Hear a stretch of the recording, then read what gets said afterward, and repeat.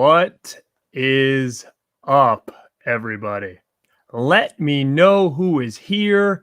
Of course, I had a little bit of tech issues. Figures the first time I've done this by myself for a while, and I hit, yes, I want to update my computer.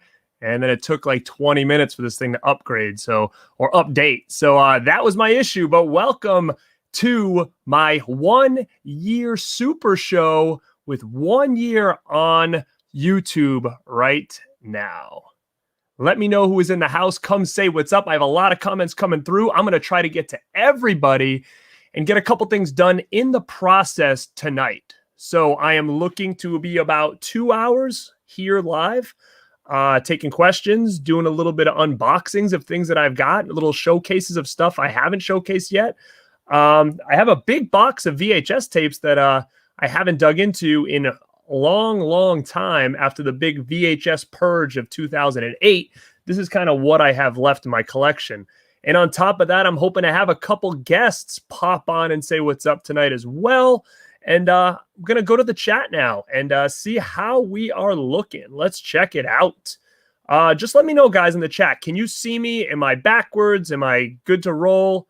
Let me know. I think I am backwards again, ain't I? Let's see what I can do here. I don't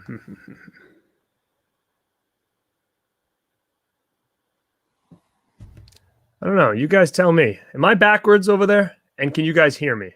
Ah, great. I'm backwards. I don't know why it keeps doing this on me.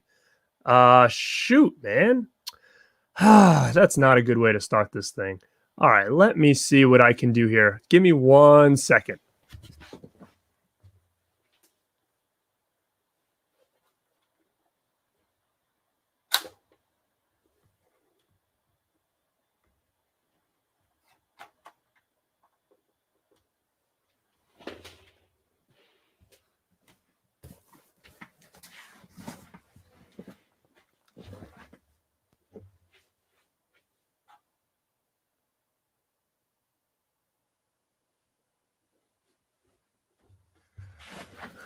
Oh, boy.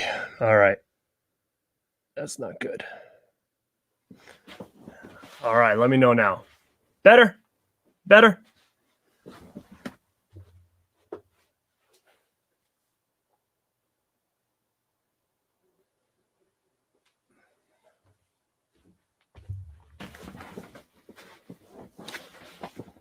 All right, peeps, let me know how we're looking here. I am sorry about that. Okay, I am back on and rolling. Geez, I don't know what's going on with this thing. It's been acting this way the last couple streams. I don't know what's going on here. Yeah, so we hear, we look. All right, let me run through this really quick here. Jason Icon versus Icon. What is up, my brother? Flesher, what is up? Thank you so much. Again, it was it was definitely a new venture, and I'm kind of just proud of myself that based on everything I got going on with work and a 2-year-old and a family, that I was able to stay consistent with this little side hobby. So that's why I wanted to kind of celebrate, because I know my schedule's very hectic, and there were late nights and filming and all this other stuff to just try to stay consistent. But at the same time, it's been fun. I've been able to really kind of enjoy a lot of the stuff that I've collected over the years again. The bad part is because I'm doing this, I'm buying more, which was always a little bit tough. But what I like the most is I've met so many cool people doing shows with other people. And again, I'm still pretty new at this. And I set a goal for myself that at the end of 2021, I would be at 1,000 subs. And that was kind of a stretch goal there. But I did not think I was going to get there at all. I was like, it's never going to happen. But things started to pick up in the last couple months. And right now I'm like pushing around 600. So I think 1,000 by January 1st is definitely a possibility. I mean, I thought for sure it wasn't going to happen, but I think it could definitely happen. So if you guys like what I'm doing, feel free, please, like, share this stream, have more people pop on here and chit chat with me tonight. Share my stuff, like my stuff, comment. Again, it would be a huge milestone to hit that 1,000 by January, which would be pretty damn cool for sure. But again, let me get back into the stream here. We got quite a few people in here. Thank you, Jason. Hey, Icon versus Icon, guys, check them out. He's been super cool. That's my buddy Jason. He has a great website, Icon versus Icon, and he's featured some of my videos on there too. So super appreciative to him. Good buddy of mine, and I can't wait to see you, brother. I'm going to see you in a couple weeks. It's been, man, I probably haven't physically seen you, man, since what, 2018? It's crazy to think about that. Let me see who else we got. Richie, speaking of somebody I've known for a long time, my brother, Richie. What is up, dude? I have not seen you in a bit either. One of my best bros right there. Thank you so much, man, for coming and checking this out. You know I love you. Same with Mr. Freddie Young, man. I will see you in a couple weeks, man. And right, it's been like since 2018 since I've seen you in person, so it's craziness. But thank you so much for jumping in here. I super appreciate that. Daniel Shine, what is up, man? It's been great to reconnect here with you. I've been talking to Dan, and he does a lot of great shows on his channel, and he's also on Region Free as well. And that guy's been in the game a long time. I just chatted with him earlier today on Facebook, believe it or not, and there was actually a conversation from him and I from 2014. So I didn't even realize that was in there, but I went to message him about something, and that kind of popped up. So yeah, been chatting with Dan for a really long time. Mark Grant, what is up? One of my other best brothers here. What is up, dude? Thank you so much for your support, man. I know you and Shirley have been watching the stuff, and you guys know, how long I've been doing this collecting thing for. He's been in the mix of things and watched me at my my biggest when it comes to like hauls and stuff like that. He's just as bad as me. So go follow Mark the Collector on Instagram if you like comic books. He's buying and selling all the time over there. Killer collection. Oh, Holly Go Frightly, what is up, girl? Thank you so much for popping in. Are you going to Chiller, Holly? Let me know. I will be there with Freddie Young and Jason Price and Shit Movie Fest, if I'm allowed to say that. I know, he's kind of off the radar right now, but he will be there, and I'm excited to see that boy. Justin Ryan, man. Thank you so much, dude. I don't know how you're chatting with me because I think you're on a live stream right now, man. So I appreciate you jumping on and saying hi. So maybe we can get you on this stream later when you're done. Vaderdrome, what is up, man? Man, I hope that's a man. I'm sorry. Vaderdrome, what is going on? Thank you so much for popping in. I'm going to scroll through this again. Show us the boombox. All right, let's show the boombox. I can do that. Really quick as I scroll through this. So Holly Go Frightly. So it's funny. I remember a lot, guys. So I don't even know if Holly remembers, but I met Holly at Monster Mania. I was doing a costume contest, which I only did once in my whole life. And I was Johnny from the Karate Kid, and she was there, and we took a couple pictures, and yeah, and that was it. So I've kind of known her for a while, and she's got some killer stuff. And she posted a picture one day of her and Kane Hodder, and she had the boombox from Jason Takes Manhattan signed in like this hot pink. It was unbelievable. And I contacted her and be like, where do I find this thing? And man, it was, it was a tough find, man, an 80s giant boombox. And I know she's going to probably tell me that mine might be like a different color button or something on one side compared to hers or whatever. But I do have it. It's actually right over here, and I'll come check it. I don't have Kane's autograph on it, but it is something I would like to do one day. Hold up.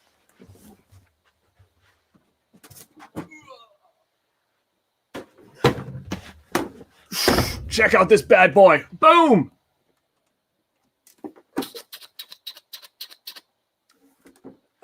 So we got a little boombox action from Jason Takes Manhattan that I hope to get signed as cool as yours, kiddo, one of these days. But yeah, that is the boombox. Who is it by again? Sigma. I think that's the brand on there. Sigma. All right, let me jump through here. Jamie Hart, what is going on, kiddo? How are you? So Jamie Hart, check her out, guys. She also is part of Region Free. So check out that her YouTube, and you can follow her. I think she just got an Instagram too, so check her out. Let me see. Ice Bowie, what's up, man? Always good seeing you here. All right, we just get to all the parts where everybody's telling me I'm backwards. Okay, hopefully it's fixed now. Loud and clear. Boom, boom, boom. My Killer Podcast. What is up, man? Welcome. Stranger Boy, what is going on? Piz Owl, man, how are you, dude? Let's I think Piz Owl is going to come on here and say what's up to everybody tonight. So Piz Owl I've known for a long time as well. Long before I started this channel. Good buddy of mine. He's always been great to me. We actually met up. Man, I always get this confused on which convention it was, but put it this way, I met Piz. Well, we'll talk about it. I'll get Piz on here tonight and we'll chat about it. But what is up, man? Oh, I love it. So where am I here? Chiller is the best, most random guest of all time. Yes, Jason, it is. Atomic Punk, what is up? Oh, maybe God, these comments are going through. I'm losing them.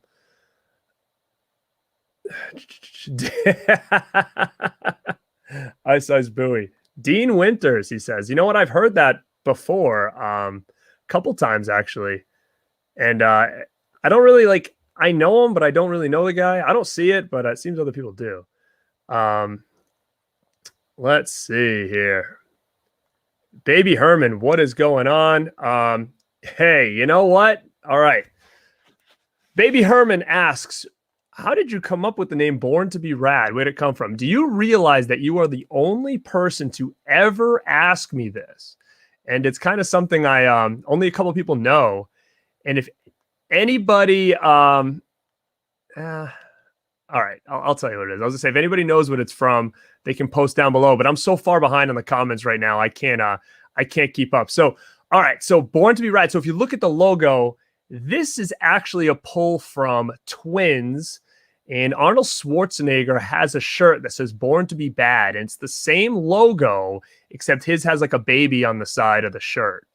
So if you go to shop.deadpit.com and you get a Born2beRad shirt, it's basically like you got that same shirt Arnold wore in Twins, except instead of Born to be Bad, it says Born to be Rad. Same logo. It's the white shirt like Arnie wore. And if you go check it out in October at shop.deadpit.com, there's actually a Born to be Rad spooky edition limited in October for Halloween. And I think that just dropped today for this stream. So if you go check it out, shop.deadpit.com, and you can get a Born to be Rad Halloween edition, which is a cool Halloween / spooky edition. It's orange and black. So it's the same logo. It's just an orange and black. So if you guys would rather have an orange and black than a pink and blue, go check it out. So thank you, Baby Herman, so much for asking me that. I was waiting for somebody to ask me that, and I appreciate it. But I've been dying to tell people because it's kind of obscure, and I don't know how I came up with it. My Killer Podcast, thank you, man. I appreciate that. Thank you so much for jumping in. Yeah, Jason, 2018 sounds right. It's crazy because it was before my son was born. I've seen you guys in person, but which is so crazy. I talk to them every single day, and I haven't seen them since 2018. Yeah, Daniel Shine, you've been here for a while. 12 years in horror radio. That is insane, man. That is awesome. Yeah, check out Dan Shine's stuff. He's on Flesh Room. Check out Flesh Wound Features. That's his channel over there. Eric V, what is up, man? Welcome, buddy. Eric V, another close friend of mine. Welcome to the chat, man. I appreciate you checking this out, and I can be your entertainment for your Sunday evening. Oh, we got the Dead Pit crew in here. My brothers, what you gonna do? We Born to be Rad year 2, brother. Yeah, we're gonna have the Dead Pit boys on here later. So if you're a fan of Dead Pit, you hang tight because they're coming on tonight. Yeah, Holly, I don't remember the last time I saw you either. It's been a long time. Kenny O'Brien, show us the 80s boombox. Yeah, so you got it. So I'm way behind on these chats. Wow, Justin, you finished already? All right, man. Cool. Stay in here.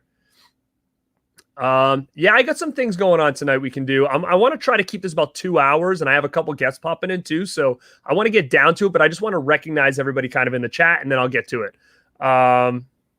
Atomic Punk, what is up, brother? Chiller is the best, most random guest of all time. That is not too far fetched, man. John, what is up, man? Thank you so much. Kino sale. You know what? I have not even jumped on there and looked yet. I'm not sure when it ends. I've been super busy. Like today, I was just so crammed. This weekend, I was crammed. I worked yesterday.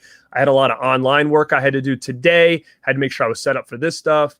At the weekends, I try to spend time with my son and some family stuff. So I was like cramming today trying to get all this stuff in. I haven't checked out the Kino sale yet. I know if I do, I'm going to buy stuff. The only good thing about Kino, though, is you can get like 10 titles for like $100. There's nowhere else that you can do that when it comes to their sales. And I've always praised Kino. They have the best stuff in the sense that, for me, Kino's the company that you buy something random and it's great. Like a lot of their titles that I've never heard of that I just bought just because someone said, hey, this is a good movie. I was pleasantly surprised. There's not a lot of other companies out there. When you do a lot of blind buying, you get a lot of wins, right? So I definitely want to check out the Kino sale unless it's over. Thanks, Jamie. Yeah, I definitely lost my place here. So let's get this thing rolling. Jerry L, 18 Visions. Love 18 Visions. So glad they're back, man. Italian Urban Cheddar. Thank you so much for the 1 year. Congrats. Richie Deslitz, 18 Visions. Heck yeah.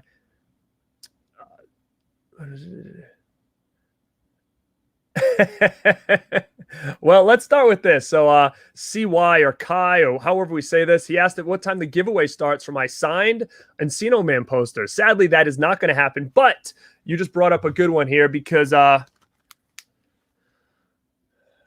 did a video. If you guys haven't checked it out, it's too late to enter this contest, but this was a little giveaway that I was doing. If you saw my last video I did a couple days ago about the new American Psycho Steelbook, I said I was going to give this one away. So I did a little giveaway, and the winner for this was at Dawn of the Dude on Instagram. I've already contacted him, and I'm going to ship this out to him this week. So yeah, this is the 4K of American Psycho. So yeah, Dawn of the Dude on Instagram is who won that item there. So I figured I'd throw that out now.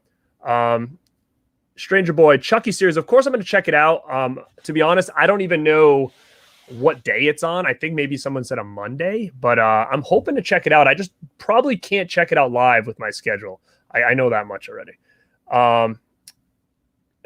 Robert Long, what's up, man? Mid-Level Media, Ken, what is up? Thank you so much. And I want to thank you, brother, for having me on your show a couple weeks ago. It definitely helped the channel out for sure.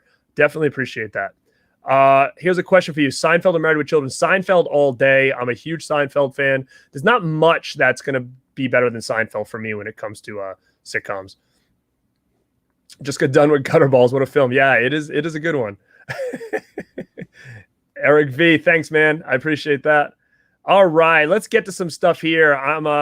You guys can all post your Instagram handles and stuff like that in here if you'd like to. Horror Man, what's up? So yeah, I get a lot of stuff going on here. Oh, thanks, Freddie. So Chucky does come on Tuesdays. That actually is probably Tuesdays at 10. I actually can I can check that out then. So yeah, I'll probably check out Chucky for sure. So all right, a couple things I was going to showcase really quick. A couple things I picked up recently. Let me know if anybody else grabbed this thing. So I found this.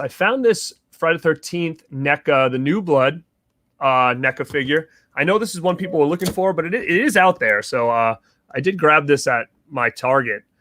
Super cool figure. I mean, super cool. A lot of good detail here. This is a great look for him. It's one of the best Jason looks, in my opinion. I have all the Jason NECAs, so I wasn't going to pass that one by. But yeah, I really like that version of Jason for sure. Anybody else grab that, or is anybody having trouble finding it? I know for a while they were.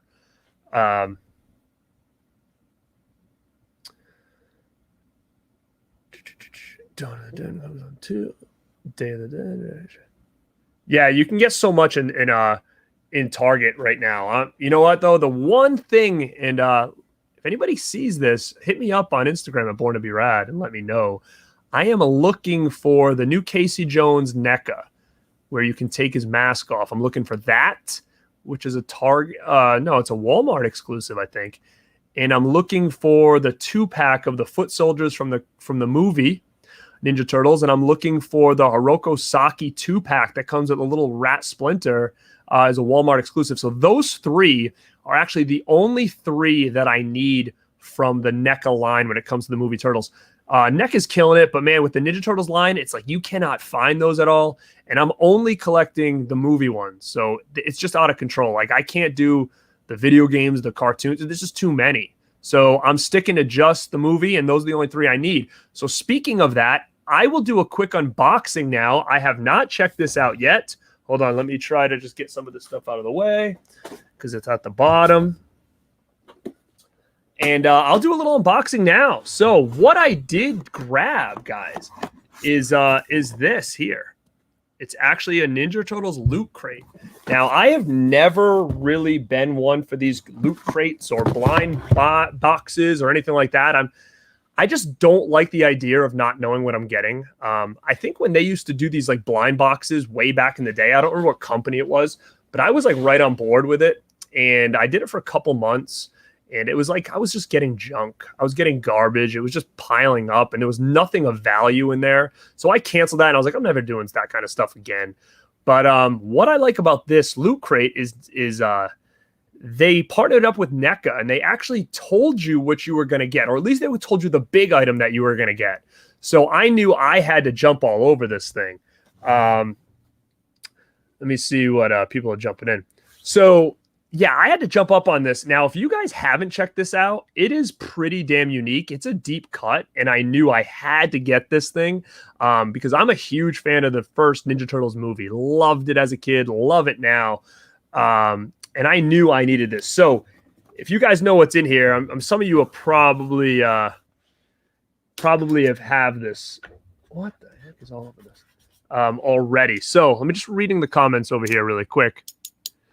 Pop's Movie. Hey, man, thank you so much. I appreciate that. Oh, my God. Thomas Bryce is in the house. My boy, Thomas Bryce, is here. Man, there is no Kino yet, but there was a leak that Kino mentioned he just signed a contract with NECA. And then NECA told him to, like, take the tweet down. And then the next tweet they posted was like a picture of Kino from the movie, like gagged, basically saying, shut up. So Kino is coming, which is huge. And there is no Tatsu yet, but that would be killer. I'm going to look really quick. Cinestuff, what's up, man? Cinestuff, what's my favorite boutique label?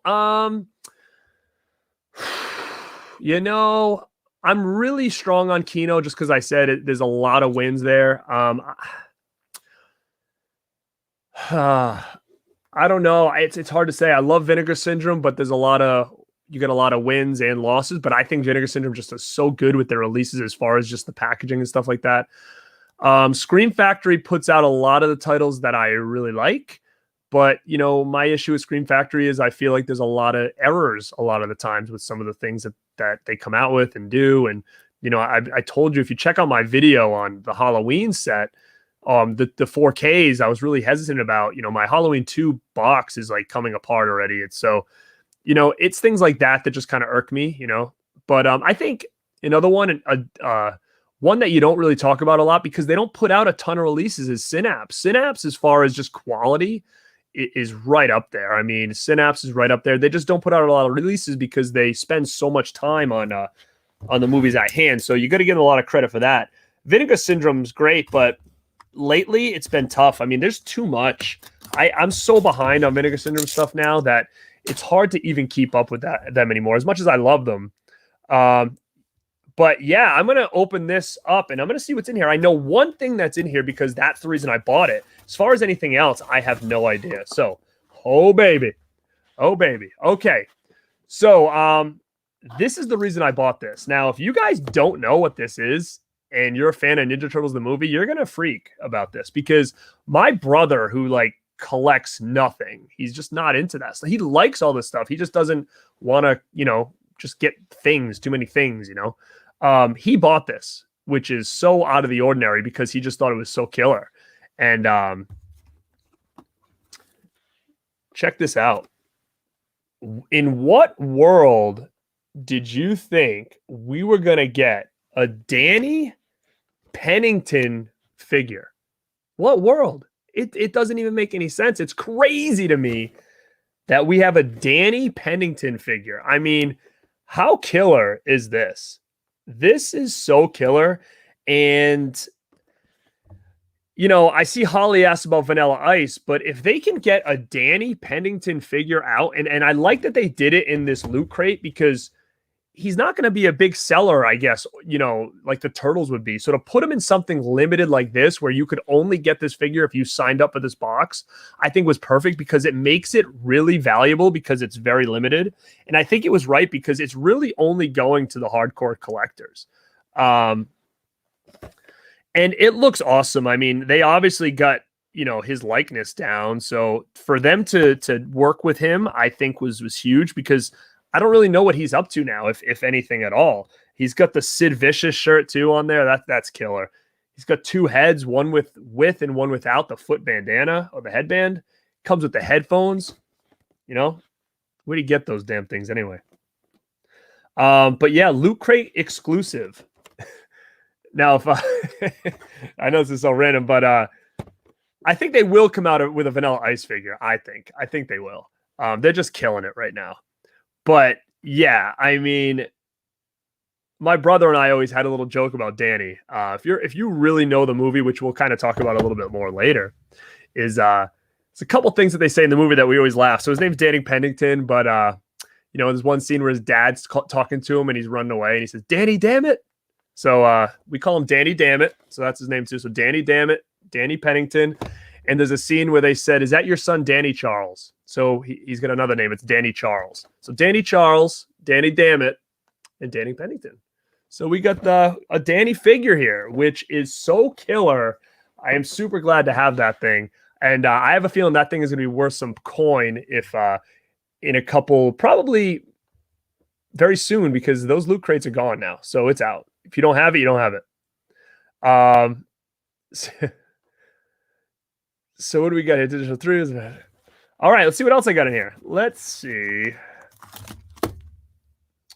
So this gives me a little checklist of what's on here. All right, so we've got some coasters. It looks like they're Turtles coasters, but it looks like more like the comic books, like the Mirage Turtle stuff.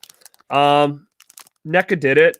The quality's nice on the coasters, but, you know, not really my thing. I'm mostly the movie guy, so you know, if anybody is interested in some coasters, I mean, I might get rid of some of this other stuff on here.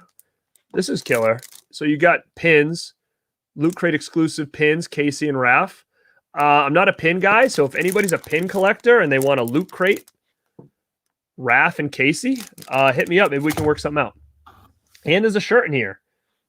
Let's check this out. Oh, yeah. This is pretty cool. I mean, look at this. Long sleeve, neon. It's got the little turtles in the front. This is what I like. I wish this was on the front. That's killer. I knew there was going to be a shirt in here, but I didn't know what it was going to be. If you asked me, I would have died if I would have got that Danny Sid Vicious shirt in here. That would have been bomb. But yeah, that's the Loot Crate. That's all I got in there. But I think for what it was, I think it might have been, I don't know, maybe $40. Maybe. I don't remember how much this was. But I think it was definitely worth it, especially for that Danny figure there. So, yeah, let me know if anybody else grabbed that Danny or they regret not grabbing it. But that's the first thing I wanted to kind of showcase there. Mark Grant says he always with the Danny Dammit. Yeah, you know. Like Fight Club, we don't talk about Turtles 3. Yeah, that was a rough ride. Dead Pit says he uses the Scream Factory recall discs as coasters. Well, you can at least, you know, have a full dinner with family and stuff, and everybody will have a coaster available. What about the Teenage Mutant Ninja Turtles arcade game? Man, I loved that thing growing up. That was my jam. I would love to have one here at the house because I know they're available, but I just don't have any room for something that big. Unless my son gets a little bit older and he really likes this kind of stuff, which I'm trying to get him into, then maybe we can get one for his room. Because that's really the only spot at this point that there's any space at all for something like that would be in his bedroom. So if he falls in love with Ninja Turtles, yeah, I might grab one. Classic logo. Yeah, it was mid-level Mr. Ken over there. Yeah, so we have quite a bunch of people in here. So if you haven't said what's up yet, please jump in and say hi. I appreciate you guys all checking this out. What do we got on time here too? Okay, so really, really quick, I can showcase something else that I grabbed. I can open it. I did open the box. It was actually funny because I thought this was going to come a lot better packaged. It was like this was thrown in a big box. And I didn't even remember I ordered it. And all of a sudden my wife's like, oh, did you see that box in the other room? And she had tossed it in the other room for like a week. And I was like, no, I didn't see it. And she goes, oh, it's for you. I opened it thinking it was for me. And it was like a wrestling thing. So I went in there and it was sitting there for about a week. And I opened it up and this was just kind of sitting in a big box. I thought this would have had another box over it. But did anybody get this? So this is a Sergeant Slaughter Ultimate Edition that Hasbro put out for San Diego Comic-Con. And you could only, no, not Hasbro, Mattel. I'm sorry. Mattel put it out and you could only get it on Mattel Creations website. So, you know, I was excited to get it. It was limited. I was able to score one, which is cool. And it kind of looks like the LJNs. So they kind of marketed after the LJNs here. So if you guys see like the old LJN figures, but it's a newer figure. And what was cool is I was telling somebody I got mine and he said, oh, did you get the blue one or the black one? And I was like, oh, I don't know. And he goes, well, the black one's like a real limited edition variant. I guess it was just, you just randomly got them. So if you ordered it, they sent out blue or black. Black was very limited. And sure enough, I got black. I haven't pulled this out yet. So hold on. So yeah, so I got the black card, which is pretty good. I didn't even realize that they were doing this, but I got kind of lucked out on that. So that's pretty cool. But yeah, Sergeant Slaughter, San Diego Comic-Con exclusive LJN style Ultimate figure, and I got the variant. So I'm happy about that. Let me see what we got here. Thank you, Jamie, so much. Yeah, man, the G.I. Joe Slaughters, I can remember those as well. I remember getting one in the mail, and then I remember getting one that came with like a truck or something like that. And I think the one in the mail had like actually, it was the same. It's the same outfit, I think, as this, the USA on the green. And then the one that came with the truck was more like black tank top. I think it looked more like the show. But yeah, that was a great time to be alive, man, when you could do like the mail-ins, when you got like the proof of purchases. That was killer. And I'm sure you guys did too as well. But the best one for me was like the Refrigerator Perry one. That was so killer. I can remember when that came, and I got another one called like Super Trooper, and he was all chromed out. I remember those as well. Let me see. Borderline, what is up, man? I'm just trying to skip through these things here. But yeah, so I grabbed that Slaughter figure. And I'm happy I got that variant there. What am I going to do with it? I have no idea. Put it with the rest of my San Diego Comic-Con wrestling figures that just basically sit there on a shelf and don't do anything. Yeah, man, I agree with you, Jason. He says he wishes someone would come up with like more of a mail-in type gimmick. You know what? The rate things are going right now with like how hot action figures are and for collectors and stuff. I wouldn't be surprised if that is next. You know, you're seeing like everything retro right now. When you go to Walmart, you see He-Man, Ghostbusters, Ninja Turtles, and it's like all the old like vintage look. So yeah, I'm sure that's coming, especially now with all these like these more independent toy things, especially with wrestling, heels and faces that have like those Hasbro type figures. Like, I mean, one of these people are going to do something like that. Yeah, man, I agree, Tom. Toy Fair Magazine was. Did I ever sell Grit? I don't know what you're talking about. Did I sell Grit? Ice Ice Booing, let me know, unless I'm just totally confused. Anyway, I got one more thing I wanted to show. I bought it at a store. I found it. I'm just going to unbox it and take it out if I can. I'm not sure if this is going to be a pain in the butt to get out. But if any of you guys found this is probably one of the coolest things that I've found at Spirit Halloween. Did any of you guys see this thing? I mean, I'm really big into like prop replicas stuff. Like with the Chucky dolls, for instance, like I barely have a lot of Chucky stuff because I was just never happy that they never had like a real, true to life size Chucky until this one came out. So I was all over that. But like I like real like life size type things, and this was just so cool looking. And I know it like makes noise and it lights up and stuff.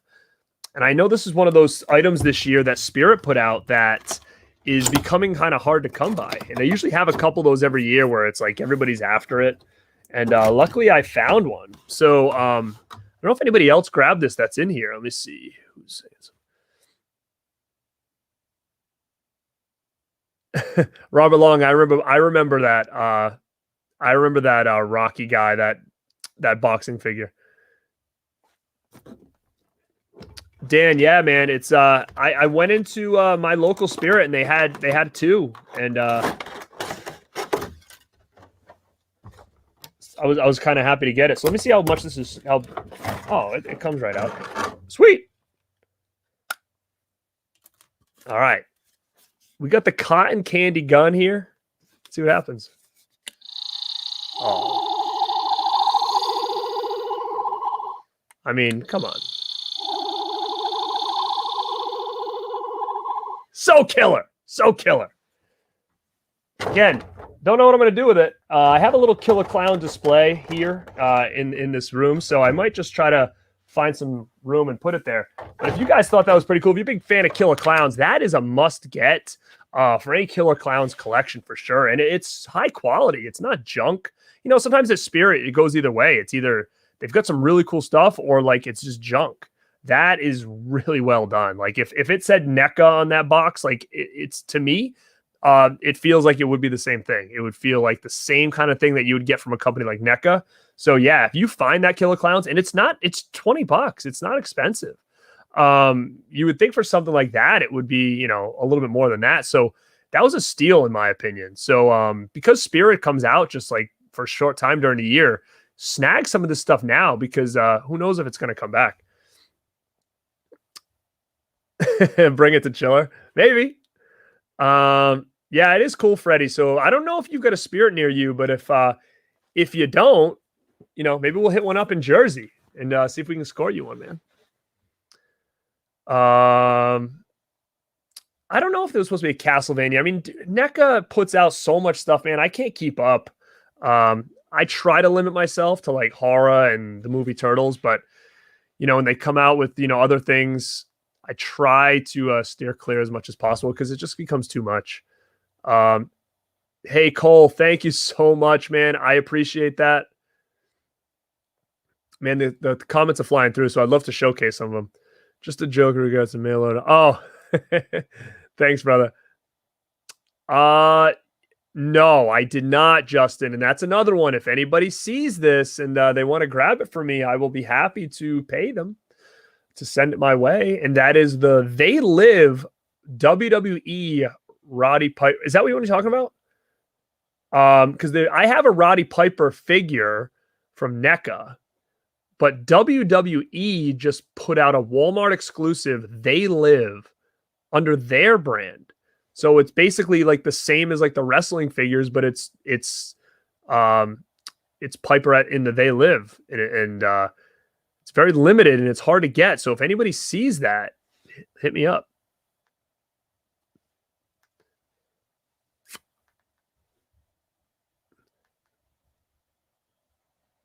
So I went through these. Now I'm gonna hold up for 1 second here.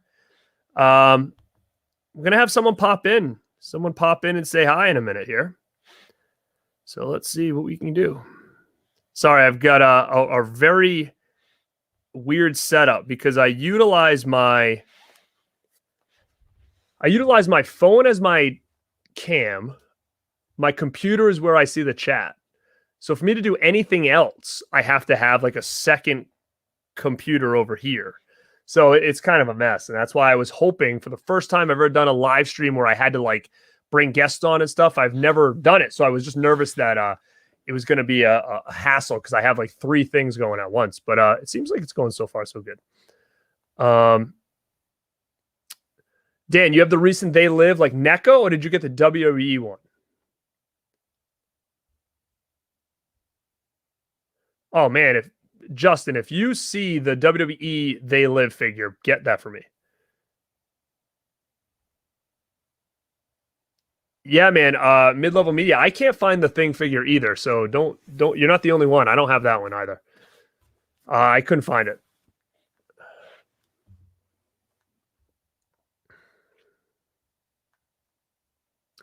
NECA. Yeah, I have the NECA Piper, but I don't have the WWE They Live fig. All right, let me start moving some of this stuff around because I definitely want to jump into this box of VHS soon. But I'm going to have a little my first guest pop on here right now. My boy, Mr. Pizzowl. What is up, dude? Hey, welcome. This worked out pretty good. All right, I was nervous I wasn't going to get this to work, but you are here ready to rock. I am, man. How's it going? Congratulations on 1 year on YouTube. Thanks, man. Appreciate it. And to be honest, if anybody doesn't know Pizzowl, he's one of the dudes who actually kind of was nudging me to do this for a long time. I've known him for quite a while, actually. I don't even know if he remembers. Like I said, I'm pretty good with my memory. And there was a couple times I sold him some stuff. Do you remember that? Yeah, as way back in the day. Yeah, I remember the Demons and Demons 2 Steelbook. Yep, I remember that. I remember that. So we chatted for a while on like Facebook and stuff because I used to watch his stuff since the beginning. I can remember those early videos, the ones that you don't like to go back and watch, right? Some of them, yeah, I prefer not to. Yeah. It is funny too because even myself, considering it's only been a year, I went back and looked at like one of my early videos because I was thinking about reposting it because it didn't get a lot of views. And I was like, oh, I really like that video. I almost thought about refilming it. And I went back and I was watching it. I was like, ooh. And, that was only like, we're talking just a year. And I think it was like my second video. And I was like, oh, it's not good. Like I'm looking over here. Like I couldn't figure out my setup, and it was a little cringy, but I might repost it anyways. But yeah, man, thank you so much for popping on. Oh, you're welcome, man. I'm glad that you asked me to join, and I'm glad that you took the nudgings to heart and you started your own thing. You're doing some really cool videos, and you've got a great collection. And I mean, what you've got, where are we standing at now? 578 subscribers. It seems like just the other day you had like 400. So, I mean, you've already jumped to 178 and doesn't seem like hardly any time at all. No. And that's the thing. And that's why like my goal was like 1,000 by the end of the year. And probably like 2 months ago, I was like, man, there's no way. Cause I think it was just moving very slow at a snail's pace. And then like all of a sudden, like it just kind of jumped, like you said, like almost like 175 in like the last, I think 3 weeks or so. Well, I think numbers are something that can really get, you can put way too much emphasis on numbers. Right. And the way YouTube works is they're constantly, if you look on your dashboard, they're constantly saying, there was an error in views or an error in subscriber count. And so you could be looking at, your subscriber count and going, gosh, I've only got 5 new subscribers this past month. And then like the next month you go, oh, I got 200. What happened? That's because you had 100 last month that YouTube didn't count, and you got to, you know what I mean? So it's important not to get too caught up in the numbers game of it. Definitely. You know what it is? It's not even like, I'm just excited. Like again, I'm still at even like 500 is not that much. I think I think starting now it is, but I think in the grand scheme of things on most of the people that, our channels are similar in a way, like that, I feel like it's at a lower end, but just the interaction and stuff, like, I have quite a bit of people in here now, which, I think is great, that compared to like when I was doing lives at the beginning and like I would just basically talk to nobody. And then people would watch it on like the replay or whatever. So it's nice to see like the interaction is there. And again, I've met so many cool people and all that kind of stuff, and had support from a lot of people that I was watching before I started this. But there was a couple milestones for me that I was like, I want to do this, and these are a couple things I would love to happen. And I hate saying it, but like, man, a lot of the things that I kind of want, I feel like the problem is that it has to do with, it's like a numbers game in a sense. So like, for instance, I would love to get some review copies someday from somebody, because again, I buy all this stuff anyways. It would be nice once in a while to be like, oh, I don't have to buy this one this month because I can just review it or whatever. But I've had contacts with people, but it's all about like, well, when you get 1,000 subs, maybe we'll think about, what I mean? So it's like that kind of stuff that I think for me, it's kind of like a milestone, because I'm like, oh, it'd be nice to get some Arrow stuff now and again, then spend $100 next month to buy it all. Like little things like that has always been kind of a goal of mine, because even just watching people for years and people getting screeners and stuff, I was like, oh, that'd be kind of cool to get some stuff. But it's the little things, I guess. I think you just need to continue focusing on producing really high quality videos that showcase your personality and showcase your who you are and your opinions and whatnot. And people will come. Yeah, man. Like it's crazy to see how yours has evolved as well. It's crazy. And it almost kind of feels like, to me, like, I'm not going to say it's overnight, because you're going to say absolutely not. It's been years, right? But like all of a sudden, it's just, I don't know, something must have, for you, do you feel like something just really clicked? And the thing I got to say about Piz, I'm sure everybody in here follows him, by the way, or subscribes to him. But if you don't, definitely do. I mean, him and my other buddy here, he might pop in, Justin, Movie Watch Daily. Like, you guys put out so much content. It's like, it's unreal. Like, there's points in time where I'm like, dude, Piz streams like 4 times a week. Like, I don't even know how you have that much, energy to do that. Like, it's for me, I'm like, oh, I need to get at least a video in a week. And it's hard, man. It's hard. Yeah. I mean, it can be very time consuming. And, some things are sort of, date sensitive. So you have to get certain things out in a certain time.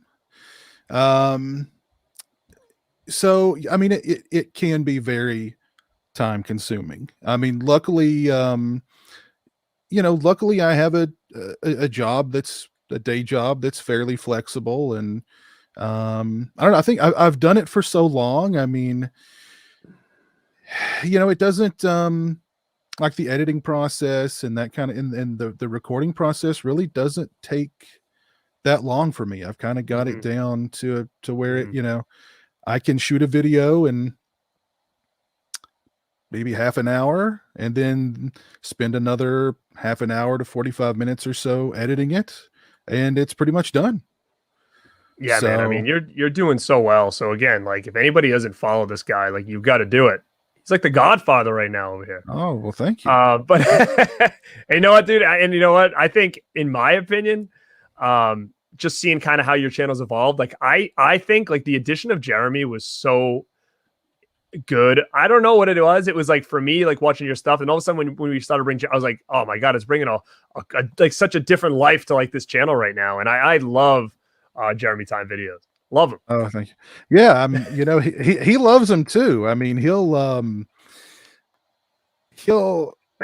if he gets a video on his mind, like something that he wants to do, he'll remind me of it. Really? I was going to ask that. Has he ever come up with ideas for you? Kind of like, let's do this. And you're like, oh, okay. When it comes to the watch alongs, live commentaries, yes, that's awesome. He will tell me what he wants to watch, and then he'll remind me of it every day until the day that we watch it. That's great, dude. That's so good. Or even like, I'll tell him, hey, we're gonna do or like the Mail Day unboxing streams, he'll remind me of those. Or if I tell him, like, we're gonna do a Halloween candy review video on Tuesday, he'll remind me every day up until Tuesday that we're doing that video. Well, that must help you too, keep everything kind of organized. So he's a walking daily, not just daily, multiple times a day reminder. He's reminded me about how we're going to go watch Halloween Kills on Friday. Probably since every day, at least once or twice a day since, I don't know, sometime in the summer. So it's it's a multi-day reminder. So Dan says Piz is going to put a horse head in Lauren's bed if he gives Halloween Kills a bad review. I mean, hey, I've had people whacked for less. You know what I mean? Be ready. Be ready. Yeah. Yeah. I mean, so that's right. That's another great topic we could talk about. Halloween Kills is this week. Like you just totally reminded me. I'm super excited for it. I'm definitely excited. My thing right now is I'm not sure where I'm going to watch it. The original plan was go with a buddy of mine to the theater and watch it Thursday late night. But it was kind of like I had to maneuver a bunch of stuff around to probably make it happen. But now that it's going to be on Peacock, it's like, shoot, like I could just get it done at any time and it's not going to be a hassle. But then at the same time, it's like, oh, I don't want to miss the theater experience for this. And it's a toss up now. Like they kind of, it's convenient, but at the same time, they kind of made it challenging now because I'm not sure what I want to do when you have it at my disposal and I don't have to like worry about, hey, does my wife want to go? And if so, we can get someone to watch the baby and, and all that stuff. So what are you doing, man? You going with Jeremy to the theater or are you doing home? No, he wants to go to the theater. I said, do you want to, because he's always said, we're going to go to the theater. And then when the Peacock thing happened, I said, hey, we can watch it at home now on Peacock. What do you want to do? You want to watch it here or you want to go to the theater? It was, he was adamant about the theater. He likes I think it's which I mean, I'm spoiled when it comes to the theater too. I mean, I want the recliner seats. I want the big wide aisles. You know what I mean? Right. We've got to do a little bit of travel to get that, but it's worth it. So are you going to do it at a time where there's probably not going to be that many people there, like an early day kind of thing? We're gonna try and go Friday on the very first matinee.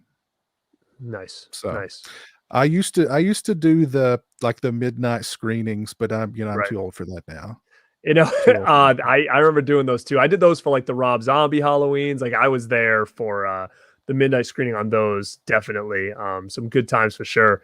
I'm sure if Mark Grant's in here, he'll remember all that kind of midnight madness that we used to do every time a movie would come out. But yeah, Freddie, I'm you know what? I'm totally with you here. I have not watched anything but the first trailer of Halloween Kills. So I've avoided everything. Like all these new trailers that come out, I haven't watched them at all. So that first one I saw and that's it. So no. Same thing here, man. I saw the first trailer for Halloween Kills and I was like, well, crap, I've seen half the movie now. Right. I don't want to see any of the other trailers. So that's why same thing. Yeah. I was afraid that I was going to see too much and then I was going to be like, oh man. But yeah, so for sure I'm tossed up where I'm going to go and see it, but I will see it before the end of the week. No, for sure. Yeah. Mark Grant says good times. Yeah. And here's another one, man. Jason Icon versus Icon says heading out to see Rad in theaters Thursday. Man, I would love to do that. Thursdays are so hard because I work till 9 and the show for Rad is at 7. And I was kind of bummed out about that. I would have loved to see that. Yeah. There's a theater near me that was doing Rad too. So I was like, oh man, I'd love to go and see that, but I just don't think I'm going to be able to have time. And they're only showing it for one day. And I think like two screenings in one day and that's it. So. Oh, thank Justin you. says Piz is awesome. Such a nice guy. He is. And you guys, you know what's crazy is Piz and I have actually met in person. So, we live very far from each other, but we did meet up at a convention. Which one was that, man? I always forget. That was Mad Monster Party in I think it was North Carolina. I don't remember the year though, but it was Mad Monster. I'm going to guess it was probably, man, I don't know, I don't know. Do you think 2015, 2016, maybe? I don't know. But That's we saw that would have Tim Capella live. Put it that way. That's no. that's what we did see. Yeah, that's what I was thinking, somewhere around there, 2016, maybe 2017, somewhere in that neighborhood. Yeah. So we saw Mr. Capella live, which was killer. Yes, it was killer. No doubt about that. Hold on, I'm just getting messages through here, man. Like I said, I'm working on like 3 devices right now. Let's see. And I've met Justin at least a couple of different conventions. Oh, Justin Ryan? I have Yeah. not met Justin. Again, you guys are all from the same area, kind of, right? But in a sense, I would say. Yeah, yeah. So he, I remember I met him at a Scare Fest, and I met him at a Fright Night Film Fest. Because you guys are all Kentucky, right? Kentucky, that's right. That's right. Crazy, man. How many people are from Kentucky? It's nuts. Like everybody I talk to on here is from Kentucky. I'm like, man, I'm from like little old Rhode Island, and everybody's from. I mean, in my head, I'm thinking like Kentucky's going to be huge then, right? For horror, yeah, but I mean, that's because there's not much else here to do. So I mean, you just maybe it's something, I don't know. It's something I don't know, something about the area, the mountains, the air, the bluegrass that just turns us all into horror fans. I don't know. So Justin says, does Piz remember Linda Blair at Fright Night Film Fest? That's the first time I met. Yep, I remember that. Yep, I think it might have been. I know that I was with Ryan, and I believe he'd brought Doug with him, and and somebody in front of us had said, if you really want to get on Linda Blair's good side, show her a picture of one of your animals, or ask her about her animal charity, or just go to enter the conversation with animals, and she'll love you. And so I think that's, and like, I remember Ryan pulling out his phone and getting a picture of some animal, and I pulled out my phone and I got a picture of like my cat, and it's like, oh, hey, look at my kitty. Oh, and I was like, oh, so tell me about your animal charity. And she was just like, oh my God, yes. So that's what I've always told people. If you're going to meet Linda Blair, you approach her with an animal photo, or you ask her about her animal charity, and you're good. My man. Justin, what's up, man? More Justins in here. God, it's another thing. There's so many Justins. It's a popular name. Talked to her forever and pissed all the people off in line. I love it. I always say this about Linda Blair too. I think we just talked about this somewhere. I'm a huge fan of Linda Blair. She's one that I always gravitate to a lot of her movies. I'm thinking of things Savage Streets. Like, I love Roller Boogie. Big fan of that. I like Summer of Fear. I mean, no, is that the one that she's in? So I always get that confused with. Yes. Oh yeah, Summer of Fear. Yeah, it's the one with the horse. Okay. So, big fan of Linda Blair's stuff during that time. When I met her, I just could not believe how small of a person she was. Yeah. She's so little. She's so tiny. And when you see her in those movies, she always she's walking down the street in Savage Streets. And yeah, she's next to Linnea, who's small too. Small, yeah. But she looked taller than like every girl on that set. So when all of a sudden you see her in person, I'm like, wow, like she's so small, Yeah. Yeah. I mean, I'm a pretty big guy, so most people look small next to me, but it's actually, yeah, you can find that online. A picture of me and Piz. He dwarfs me. I look very small compared to Mr. Pizzal over here. So most people look pretty small next to me. Miko Hughes. Somebody said, is that your son? I mean, he's really tiny, like really tiny.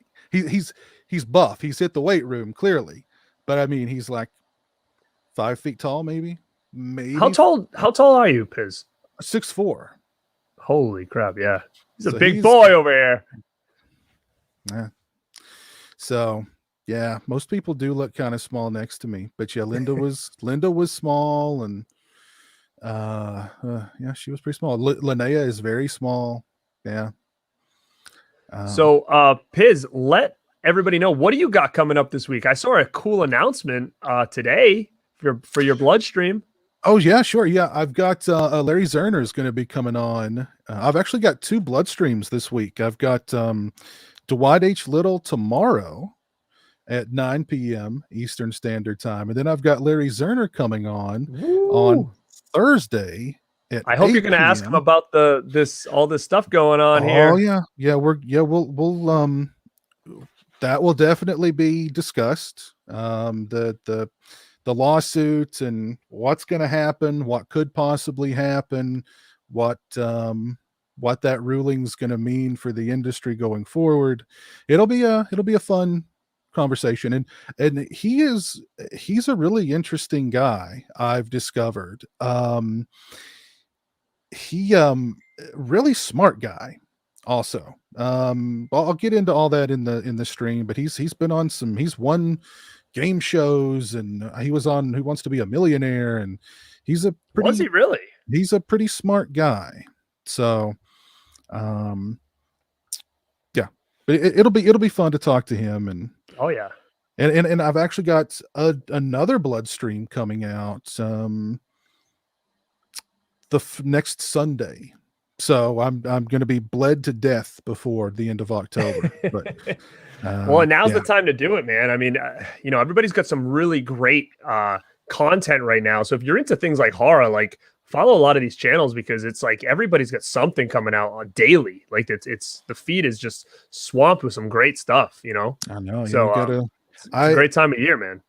I've scheduled to do a lot of stuff this month. I'm just hoping I can get it all in, unboxings and different streams and different reviews. And, I hopefully will be able to get it all in, but I may have to take all of November off. I don't know. I may need to completely rest in November, hibernate in November. It's kind of a good time to do it, because then when December starts and you want to get all your Silent Night, Deadly Night stuff in, you can you're all relaxed and ready for it. You're rested and reset.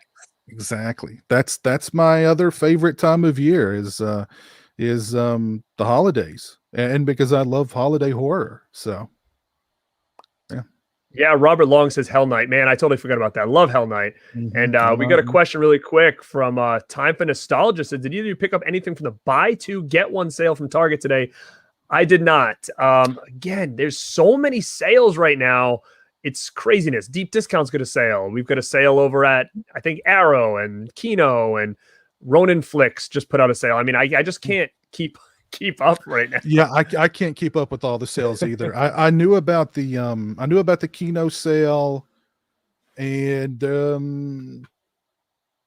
think there was maybe I knew about the Deep Discount. I don't remember. I know there were a couple of sales I knew about, but yeah, there's just so many going on. It's hard to keep track of what's what and who's who, and so yeah, it's tough. And I don't know if anybody has any like specific way that they do things on these sales. Like for me, like I find Target sales, like unless I'm doing something totally wrong, like I just search for things I'm looking for and then see if it's on sale. Like, is there a page that has things, or it just goes on forever? Like I feel like if I hit sales, it's like you've got like 100 pages to go through.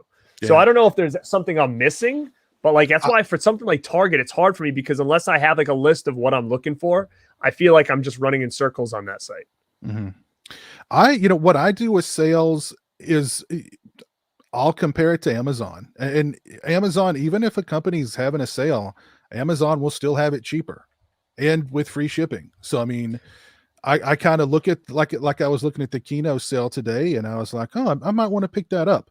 Let me see where it's on Amazon. Oh, it's $1 less on Amazon, and I got free shipping. Well, thank you, Kino, but I'm going to buy this from Amazon. Right. So yeah, no, you're right. I mean, and Amazon's smart because they do keep up with the sales, and they'll discount it to kind of match what's going on in other places. So when in doubt, Amazon's always pretty on top of that stuff, which is nice to see. And they, especially when you do a pre-order, Amazon will always usually cut you if you end up spending more originally at their site. So that's another great feature as well. So let me ask you this really quick, and then we can let you go enjoy the rest of your night there, man. Big hot topic right now, in a sense. Did you get any of the Halloween 4Ks? Did you buy them at all? No, I held off You and stuck to your guns, didn't you? I stuck to my guns. I stayed I gotta strong. give you credit. All right. Now I give you now credit, man.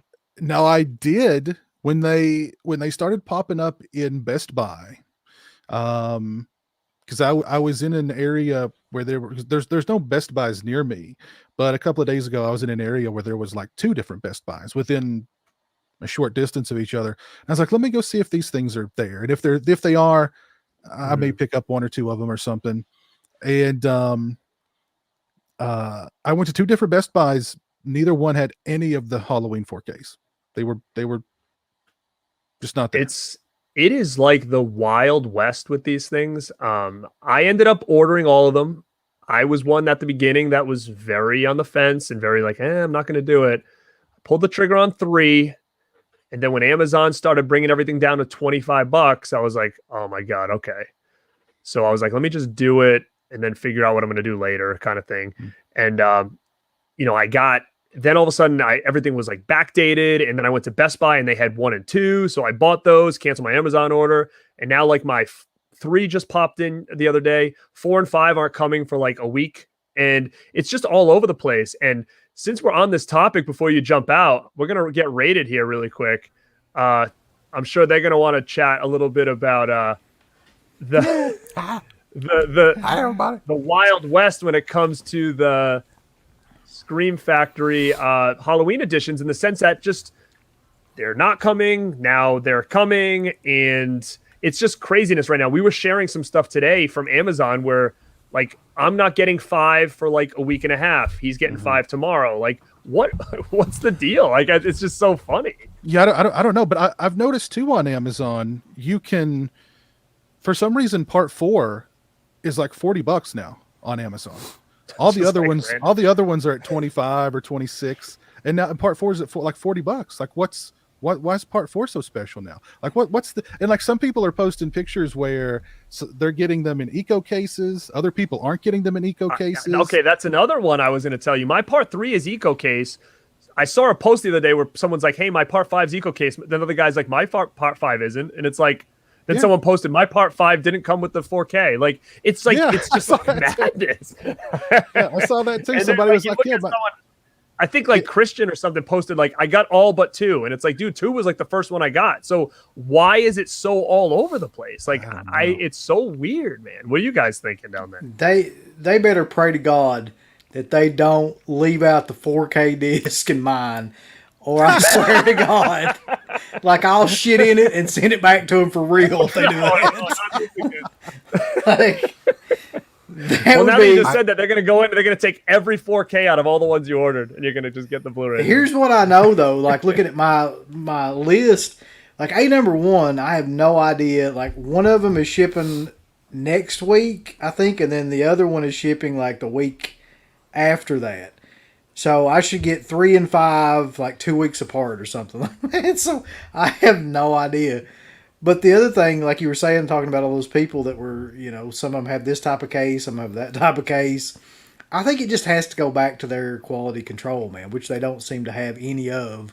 Like, and I almost can guarantee that at some point they were just scrambling around trying to get all these orders met and probably just picked like whatever types of cases and anything else that they could get their hands on. Yeah. So Freddie held off too. He's stronger than I. I'll tell you that. Well, I'm proud of Piz. He said he didn't buy any of them. I unfortunately did. I've got him right here. And Uncle Bill did too. So. But yeah, I mean, I think Scream Factory, they're in over their heads at this point. I mean, they got too much stuff coming out. Their quality control sucks. Obviously, there's already issues I'm hearing with boxes and stuff like that, and discs not being in the box. So I mean, we were talking to Sean Clark about that the other night. I mean, it's just they're trying to crank this stuff out, man, is what it is, and they're not really. I mean, they've always kind of done that, but now it's just like. I mean, these right here, you could have easily done the first 2 this year, and next year 3 and 4, and do it that way. But they don't want to do that. No, I'm not entirely. It's interesting. I mean, yeah, someone's asking over here, did I don't want to spoil it. I haven't. So Dr. Death Scene, I haven't seen it, so I don't. I don't know what to tell I'll you. never figure it out. It'll be 2 months before I figure that out. That's seriously like the only reason I bought part 5 again was because Felsher. I knew he did like the extended version of the film, and I bought part 3 because it's like, you know, the Halloween film. Really, I'll probably not get to see it before Halloween, but like, did you hear? You guys hear anybody complaining about the first 4K of Halloween 1, though? I did. I heard everybody praising the hell out of it when it came out a couple of years ago. I don't remember anybody saying bad things about it at all. Yeah. So I'm fine with it. I mean, it's cool they have the TV cut on it, which isn't even advertised on the back of it. Again, cranking the shit out as quick as possible. Yeah, I mean, that would have been a selling point. You know what I mean? Like, Yeah. that would have been something to promote, is that it has that cut on it. Not only is it got that, it's not the extended cut, it's the cut that, like, you see, like, where the commercials were spliced in. And it had, like, a thing at the beginning where it was, like, coming up next. And it had, like a little TV trailer type thing. And then it kind of faded into it. So you figured that would have been something they would have marketed, because I don't think that version is on the other Blu-ray from the box set, is it? I don't think so.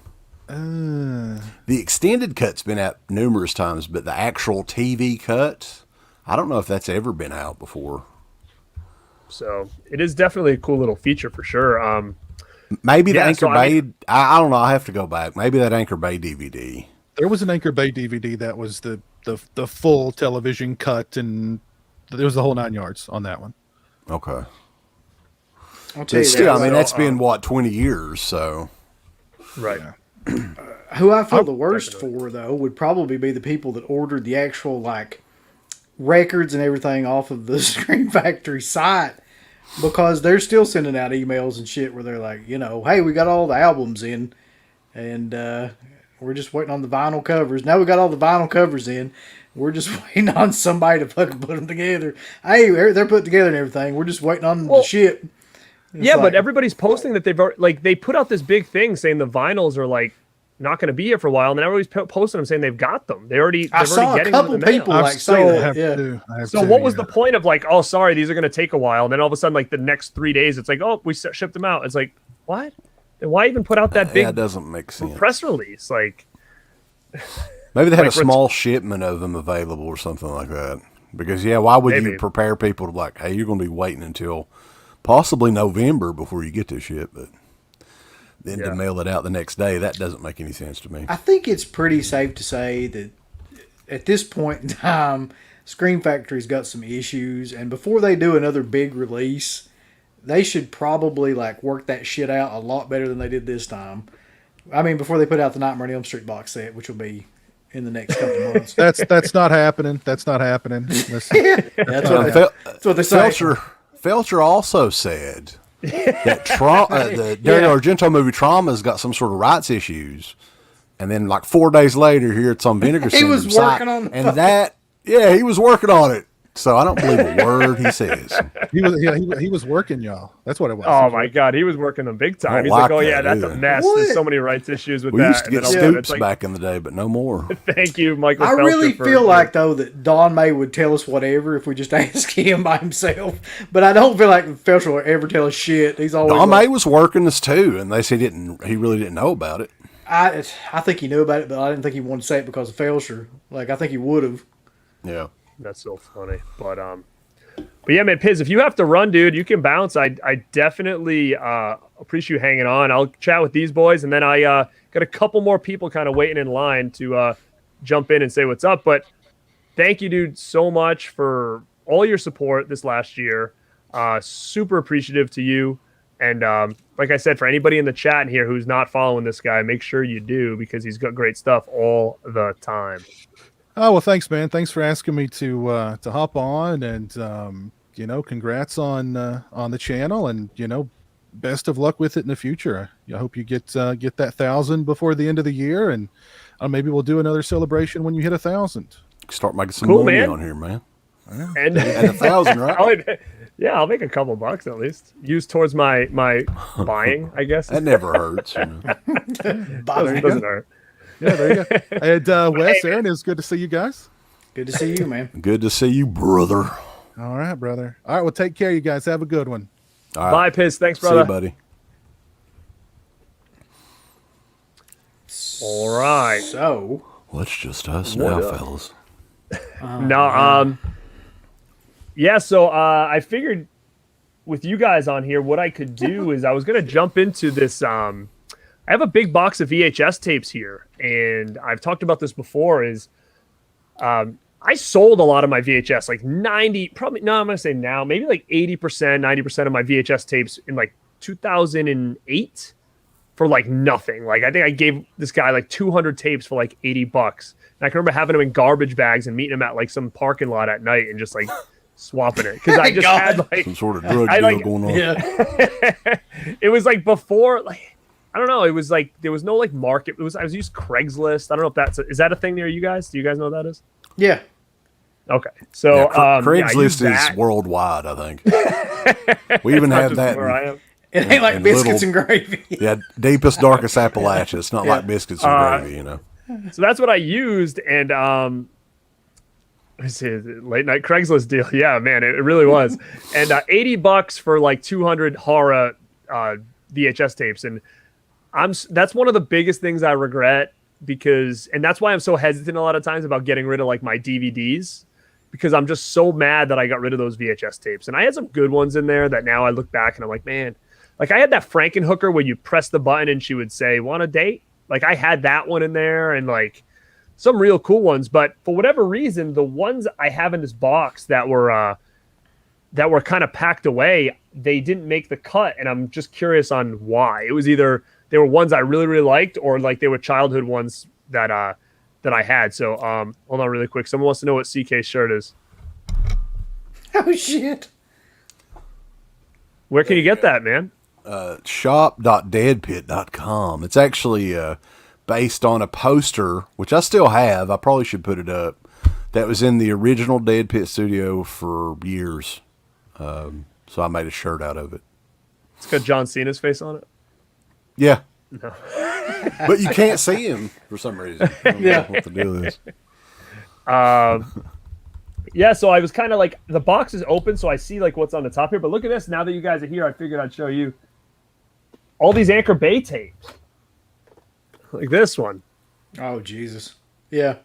That bad boy. Let me see if it's got a colored tape or anything too. Nah, it's just black. It says director's cut. But I had a cooler Dawn tape that I got rid of. It was like the one, it was like yellow, and it had like the guy's face like multiple times.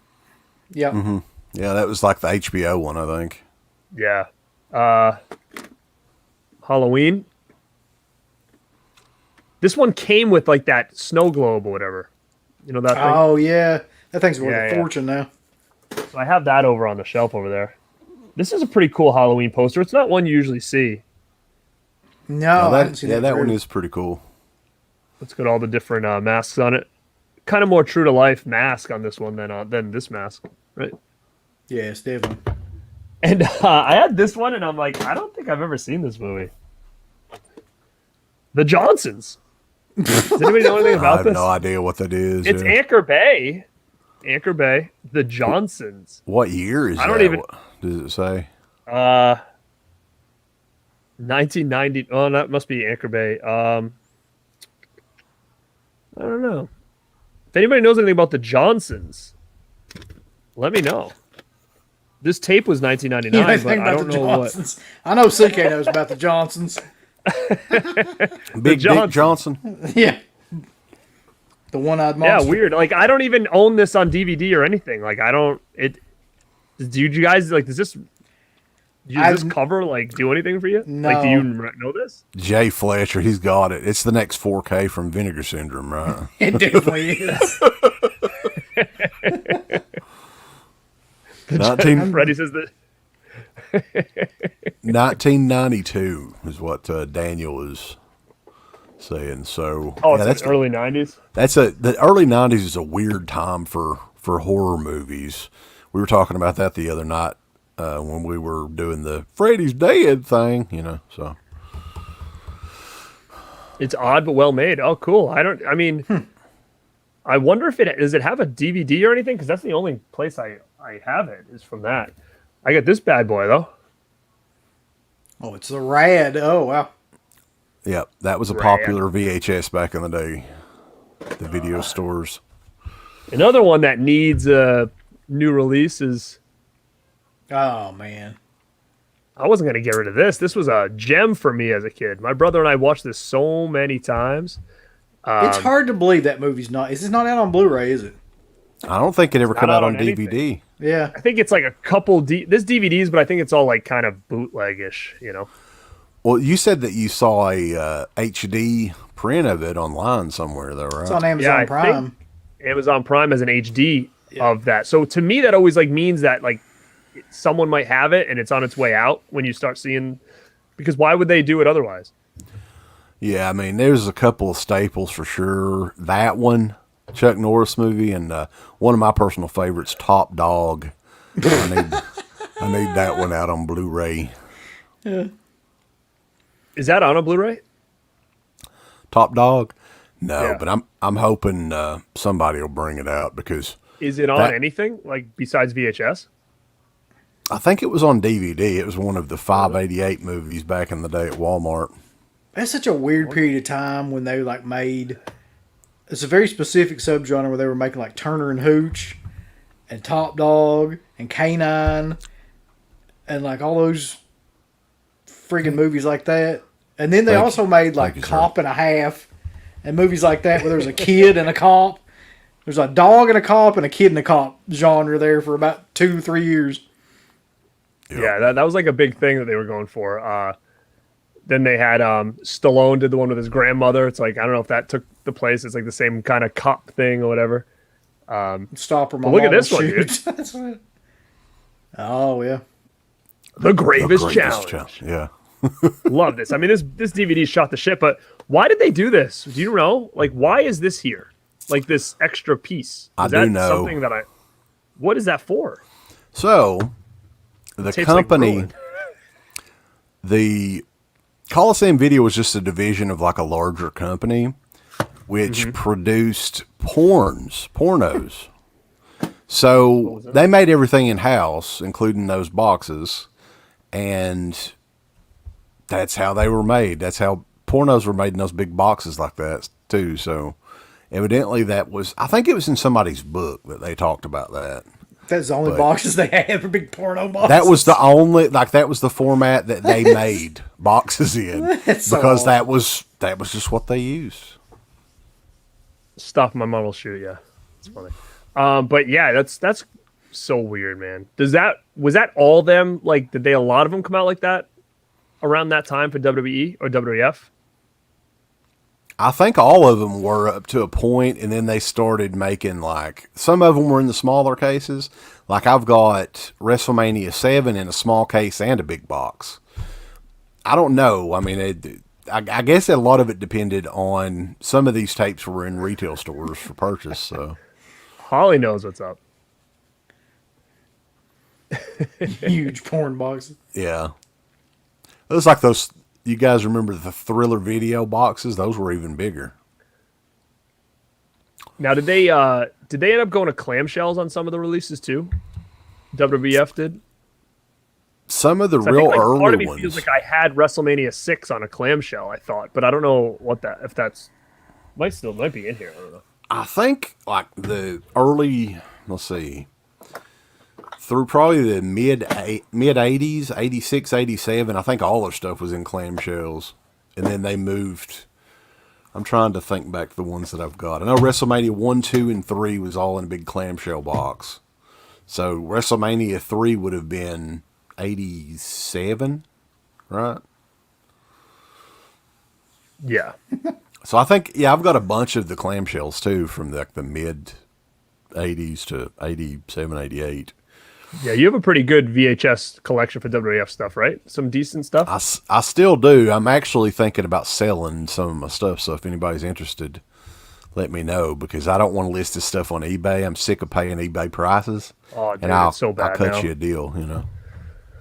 It's bad now. We got to do speaking of that, we got to do a live auction soon. Maybe November, because we have a lot of stuff going on in October, but maybe November we'll get some stuff together, and God, that just might make everybody's life easy, you know, fees and all this other stuff. Just easy to just kind of just do it straight There's up. so much shit that, I mean, could possibly be sold. Yeah, I've got all kinds of Would you sell this? You wouldn't sell that, would you? No, I'm keeping most of my Madman stuff. I did sell the Madman mask on a stream. I think it was on Did a you stream. really? Yeah. I don't have room to display all that stuff, so I would have rather had somebody else display it rather than me have it in a bag or something in a closet somewhere, you know. I've got a gate mobile that I'll sell. That thing's amazing. Oh, like from the VHS, from the video store? Yeah, like it's it's like, I don't know who the hell thought this was a good idea, but it's just like a thing of the gate, like a, you know, kind of, and it hangs from the ceiling, and underneath it, it's got the little like minions, like a That's mobile, cool, man. and it kind of just goes in a circle. I think I've got one of those too. Yeah, I don't know. We must got it from old Tibber Talkics back in the day. Yeah, I believe so. I think it You was know, for they the, would hang it. that one's for the Gate No. Part 2, though, isn't it? From the sequel? Isn't that for the... Is it from? It might be the gate too. Yeah. Yeah, I think so. I don't know. It's not been used at all. When he sent it, it was like in a plastic, like, cellophane thing, so it's pretty That's neat. when you can get cool shit like that, where now it's like you're paying top dollar for anything like that. There's so much I look back on now, and I'm like, this was always on my bucket list to get, and I'm like, I always held off, and I'm like, man, I should have just got it when I had the chance, because you're never gonna get it now. Maybe you have one of the things that's like been on my bucket list. I know Piz does.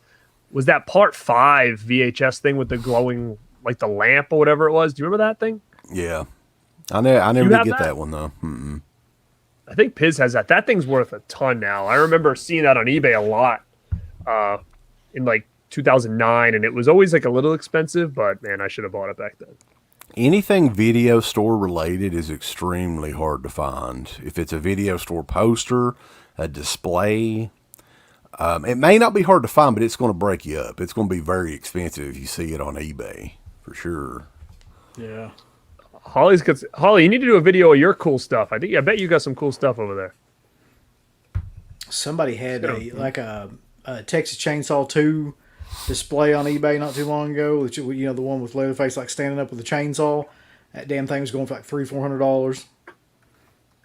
Yeah, it's crazy. You know who else has like some cool stuff is Christian Hanna has like those Freddy video store standees I've got for like the 4 and 5 and stuff. It's pretty bad. yeah, I've got the Dream Child one. That one's pretty awesome.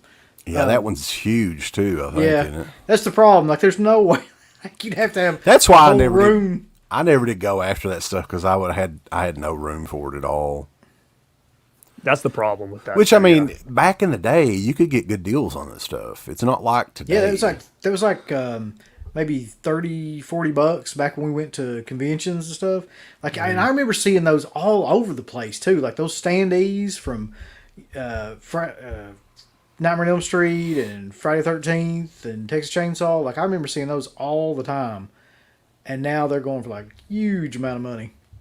Mm-hmm. Yeah, posters and Laserdisc, VHS, all that stuff is skyrocketed. Oh, wow, he's got all the standees from Elm Street. That's pretty sick. Well, okay, let me ask, and I ask people this all the time, and I think I'm just insane or had a dream or something. I swear, I was a kid. I can remember driving by the video store. I think it was Major Video at the time. It could have been Blockbuster, but I was really young. All the major videos changed to Blockbusters at some point in time in my life.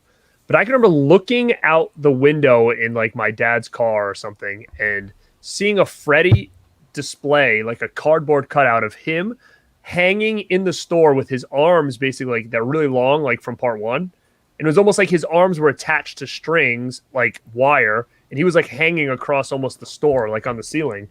And I always vividly remember that in my head. And for years, I've looked for something like that on eBay, and I cannot find anything about that. And I can remember saying to my mom, like, who is that guy? And I can remember her saying back to me, oh, that's Freddy Fingernails, she called him. And yeah. And that was like a the first mobster, time I Freddy ever Fingernails. I saw Freddy Krueger in my whole life. And that's like embedded in my brain was that that cardboard standee of like his arms like really long. And a part of me feels like he had gloves on like both hands, but again, I was so little.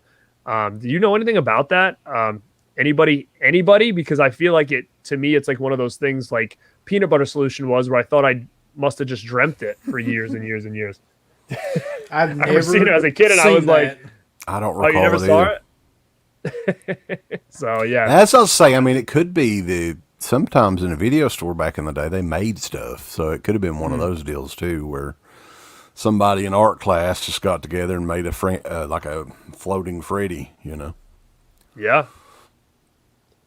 Christian Hanna, thanks, man. We were just talking about you, actually. I was just bragging about your Freddy video store standees and how badass they are. But yeah, It's so hard to I believe, never, though. It's been 1 year, by the way. I just wanted to mention that because Yeah, it seems it like it is. would be a little bit longer than that, but maybe, it was just where you were helping out on our videos a bit before. So that's probably Yeah, what it I was. totally agree. It does feel longer in a sense. It does, but it doesn't.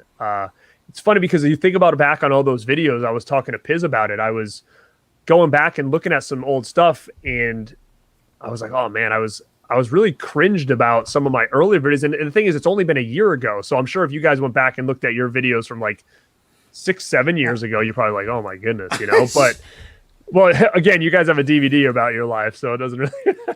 Well, no, I was thinking like, I've not we had the premiere of that movie in 2009, and I have never watched it since. What, Into the Dead Pit? Into the Pit? Into the Pit. Have you know watched what, though? it again, Uncle Bill? no, I don't think so. Yeah, I've never went back and rewatched it. But I was just thinking of the early videos that we did, and like you go back and look at those now, like the ones from 13, 14 years ago or something like that. And I mean, the quality on them was just insanely shitty, but great. Like it looks like something was filmed on VHS now compared to the technology they got out. So even the shit that we were doing like a year ago, before I got any of the new equipment, looks hilarious, really. Well, what's Yeah, that crazy was, I too? think, oh, go ahead. What's crazy though, real quick, the technology, how fast the technology has moved. I remember when we were doing the early YouTube streams, probably 7 or 8 years ago in Google Hangout or whatever. That looks so ancient now compared to everything. I mean, production value. Did you ever think that we would give a damn about production value of our YouTube videos 6 or 7 years ago? We probably would have made fun of each other if either one of us talked about it. But that's a thing now, It's kind of crazy, yeah, because back then it was just like, if you just had a video up, like that was the only thing you did, really. Like, even the most popular videos, like they didn't have any production to them. They were just shit like handheld that somebody shot out in their yard or something. No, I agree. I mean, you look at some of those people that have a big following that were doing that back then because that was all it was. Like there was nobody really doing it this way or like made it look professional or whatever. And if they did, they were really like celebrities or something like that, doing it that way. But now it's like, that's kind of the thing.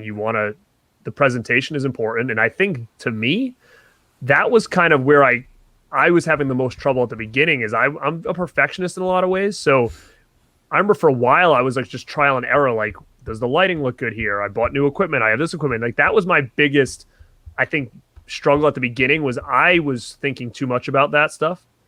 And, finally something just clicked. Like, I feel like I kind of have it down to a T now, but there was a while where it was like a lot of trial and error. Like even tonight I went on live and my freaking shit was backwards again. Like why does this keep happening? Like, it's just like little things like that. I'm still, working the kinks.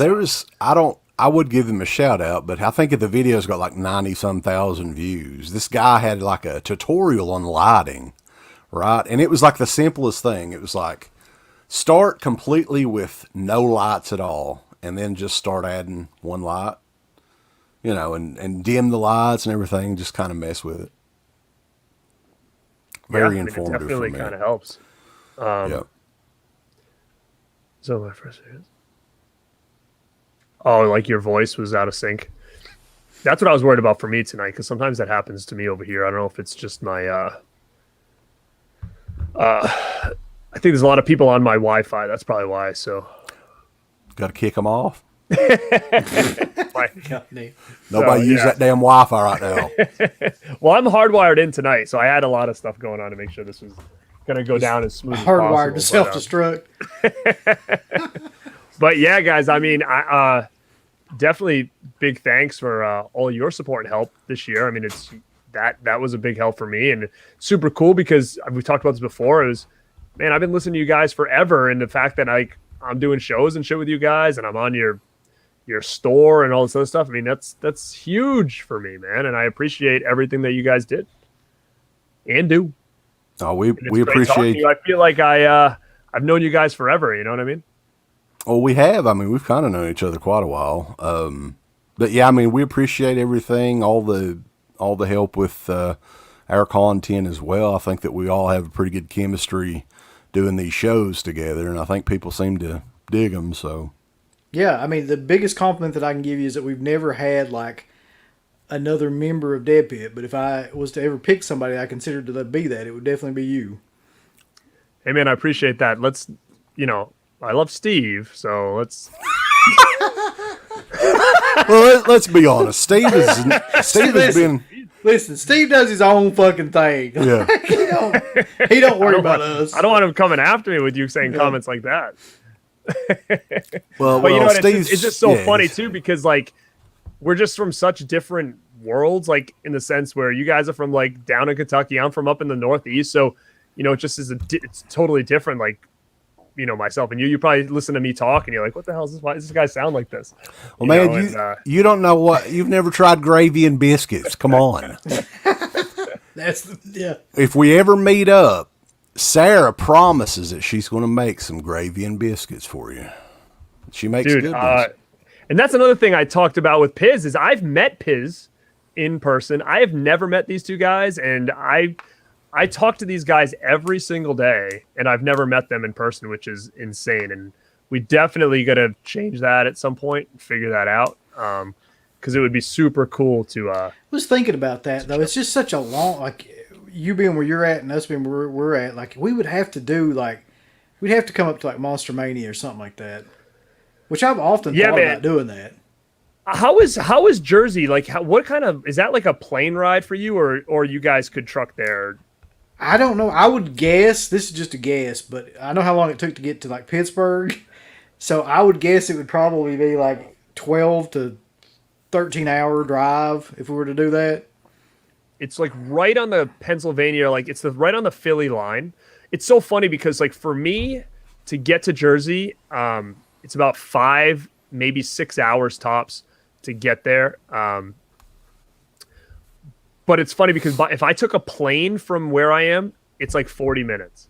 And it's like I contemplate every single time I go down there. I'm like, do I drive this one or do I take a plane for 40 minutes and get down there? Like, that's how crazy it is. It's like I'm so close in one aspect, but then so far. But usually what I'll do is I'll pick up Freddie down on the way in New York, and then we'll all kind of meet up down in Jersey. So that's always a reason that, it's easy for me to drive because I can swing by the city and grab him because he's in New York City. So he's kind of on my way. And, but so that's always cool to kind of chill. We could always do something maybe at the drive-in too. We've talked about that a little bit. The Mahoning Theater in Pennsylvania. Man, I would love to go there. You know what too?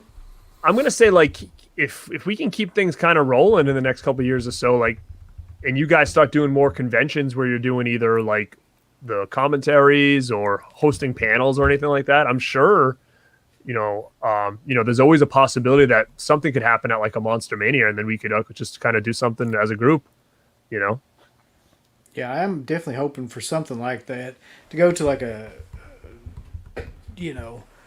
convention or drive-in or something like that. Look at Holly's already making plans for you guys. Look. 10 hours. Yeah, that sounds about right. She's already requesting it for you guys. That's not too bad. 10 hours. I could do that.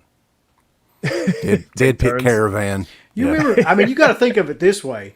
Fucking Joe used to drive like 18 hours straight to go to these conventions from Texas. Where does he live? He lives in Texas in Corpus Christi. It's like South Texas. Yeah. Dude, but he does conventions up near me. Like he's at Monster Mania. He's at all that shit. So it's either he's flying there, but he can't because he's going to have all that stuff, right? I don't think he flies to any of those places. Like I know he takes a van or something like that. I'm pretty sure. And he drives like straight. Like he doesn't, I don't know how he does it because he drinks all the time. The poor guy. I don't know. I'm pretty sure he's drinking while he's driving. I'm positive. Yeah, the Monster Mania thing's definitely possible too, for sure, at some point. Yeah, and they've been doing more and more shows. So like, even if you've said that they do them in Maryland, so I don't know if that's an easier drive for you. I mean, that's longer for me, but we actually that was the first show we ever went to was in Maryland. It was in Baltimore. The Horror Find. I hate Baltimore though. There was literally nothing in that area. Yeah, Baltimore. Baltimore as a city kind of fucking sucks. Yeah, I'm sorry for anybody if you're from. Well, if they know if they're from there. I mean, they know it sucks. Well, hold on. Tom's in here. Tom, how long is it to get to Maryland from you? Because Tom's in Philly, and obviously it's not happening. But like I said, I could easily fly into Philly in like 40 minutes, and then based on him, how far he is from Monster Mania, Maryland, because I think he's been before. But that might be the easiest way, because for me it's probably about 10 hours. Oh, so you're only an hour and a half from there. Oh, so maybe it's not that bad for me either then, because it would take me probably 7.5 hours. But I don't know. It's definitely something to do. We'll figure something out for sure. Sure. Yeah. But yeah, guys, what else do you guys want to chat about here? And then if not, I'll chit chat, go through some of these VHS tapes, and then maybe pop some other people on here. I'm down for whatever. I mean, whatever you want to talk about. We can talk about Halloween Kills coming up this weekend, baby. Actually, you know what I want to talk about? What's that? Really quick. Did you guys see the new Scream poster? Yes, I actually did. What do you think? I thought it was okay. I mean, I liked it. I mean, it's pretty bare bones when it comes to the design and everything. I didn't mind it. I didn't like it as much as the original poster or anything like that, but I felt that it was missing some floating heads. It didn't feel like a Scream poster. I was glad it didn't have any fucking floating heads in it. But that's the thing with Scream. I mean, they all have floating heads. So I thought it was a cool poster, but for me, I feel like it was like a direct copy of Halloween Kills. I mean, I think that they would look fantastic next to each other, but like I'm looking at that and I'm like, it's not the same studio who did this, right? It's the exact same poster, pretty much. If you looked at the Halloween Kills poster and the new Scream one, it's got like the half the face on half the. It's literally like the exact same poster, which is not a bad thing. It's just I didn't know if that was intentionally done or if it was just you know what I mean? Like I don't know if it was like, hey, it's almost like an homage, like as like another slasher that's coming out, or was it? I don't know. It was just interesting to me because it was very think that's probably the trend that's going on right now. Is everything kind of like the shadow, and you see like a portion of it or whatever. That, just like it was back in the day when everything had to have like the 6 heads around. Yeah, the I mean it's poster, better than all that. That era was brutal, for sure. Hold on, I'm just getting somebody's on deck here. I don't have high hopes for that movie, to be honest with you, though. I mean, me either. There's a slim chance it's better than Part 4, but even if that's the case, that doesn't mean it's going to be good. I honestly don't have high hopes for the movie either. I'm hoping to be surprised, but at the same time, like again, I'll go out here and say I did not hate Part 4. I didn't hate it. I thought it was a Scream movie. Like it was same old stuff. I mean, I'm not the biggest Scream fan. I respect the original one. But I'm hoping this one surprises me, to be honest. Yeah, I feel like Sidney Prescott needs to be taken out in this movie. It needs to happen. It's probably been needing to happen for the last 2 movies. Yeah, I mean, do you think that they'll go that route? Like they kind of like the well, again, I would say Jamie Lee, but that man, I'm confused because the timeline's thrown. I don't know what you can do with her though. Like the thing, What was the fourth movie? She was like a rider, right? Coming back to her hometown. Oh my God. Nobody cares. Freddie made a good point. Is there a trailer out? I haven't seen a trailer. I haven't watched it. If I think it is, there's so I don't know. There's supposed to be one, like, they're supposed to, aren't they supposed to show, like, the original Scream coming up here in a couple of weeks? And like one of those, Fathom events or something like that. And the trailer's supposed to be attached to that. So, like, the newest trailer anyway.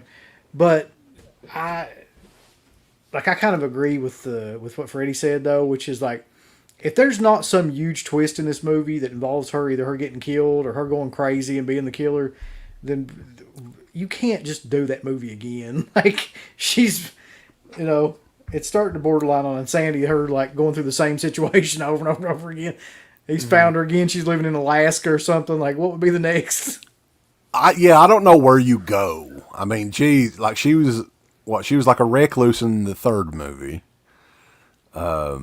And she was like, what was she doing? She was like a customer service agent or something. She was like a suicide hotline, I think. That was a customer service agent. How's your pottery? I work from Pottery Barn. Did you guys see this too? I saw this. I didn't know if it was I real. did, yeah. I did. No shit, man. This is how bad things have gotten in this world that we live in. Right. Like there is a petition, and people are serious about this woke bullshit about him killing firefighters in the Halloween Kills. And I think But the thing is, at what point what point do things like this stop though? You know what I mean? Because it's it's a freaking movie. Who gives a shit, right? Like that's what I don't understand is it's like what are the expectations on this movie? We can't just have only Marvel movies forever. Like it just can't happen. Like what is like when does it end? You know what I mean? Because if that happens, again, I have nothing against firefighters or anybody, but like then when does it end though? You know what I mean? Like if he kills a nurse, is there an issue there? Like you know what I mean? Like it will never end. That's what we've gotten to now though, man. Is people are taking this shit as like, you can't kill first responders. It's like I don't think that's the point. I really don't think that they were thinking about anything like that when they made this movie. It is. It's. I don't know. There was another movie. Our society sucks. It does. It's fucking horrible. We were talking about, Savannah and I were talking about it. I can't remember what it was. It's like a new movie that's coming out, and the premise behind it is fucking something woke that's awful too. Wait a minute. Dan, explain more. Sensitive Bond. What is this? Is this in the new one or is this in an upcoming one? What happened? There's a new one coming, right? Or I'm not a Bond person, so I don't know, but yeah, I don't watch Bond either, so I don't know. I don't know either. All right, but hey, we got someone else bumping in with us. Okay. Oh, hey man, what's going on? How are you guys? I feel like I'm like the mayor of Kentucky tonight. Yeah, that's true. All Kentucky gas so far. People that don't know. And you're going to get what's his name? Ken? I'm sorry. Am I going to get Mid-Level Media? Yeah. Oh shoot, he's from Kentucky too. He's from Kentucky too. So you need to get somebody from another state. Oh Jesus. Yeah.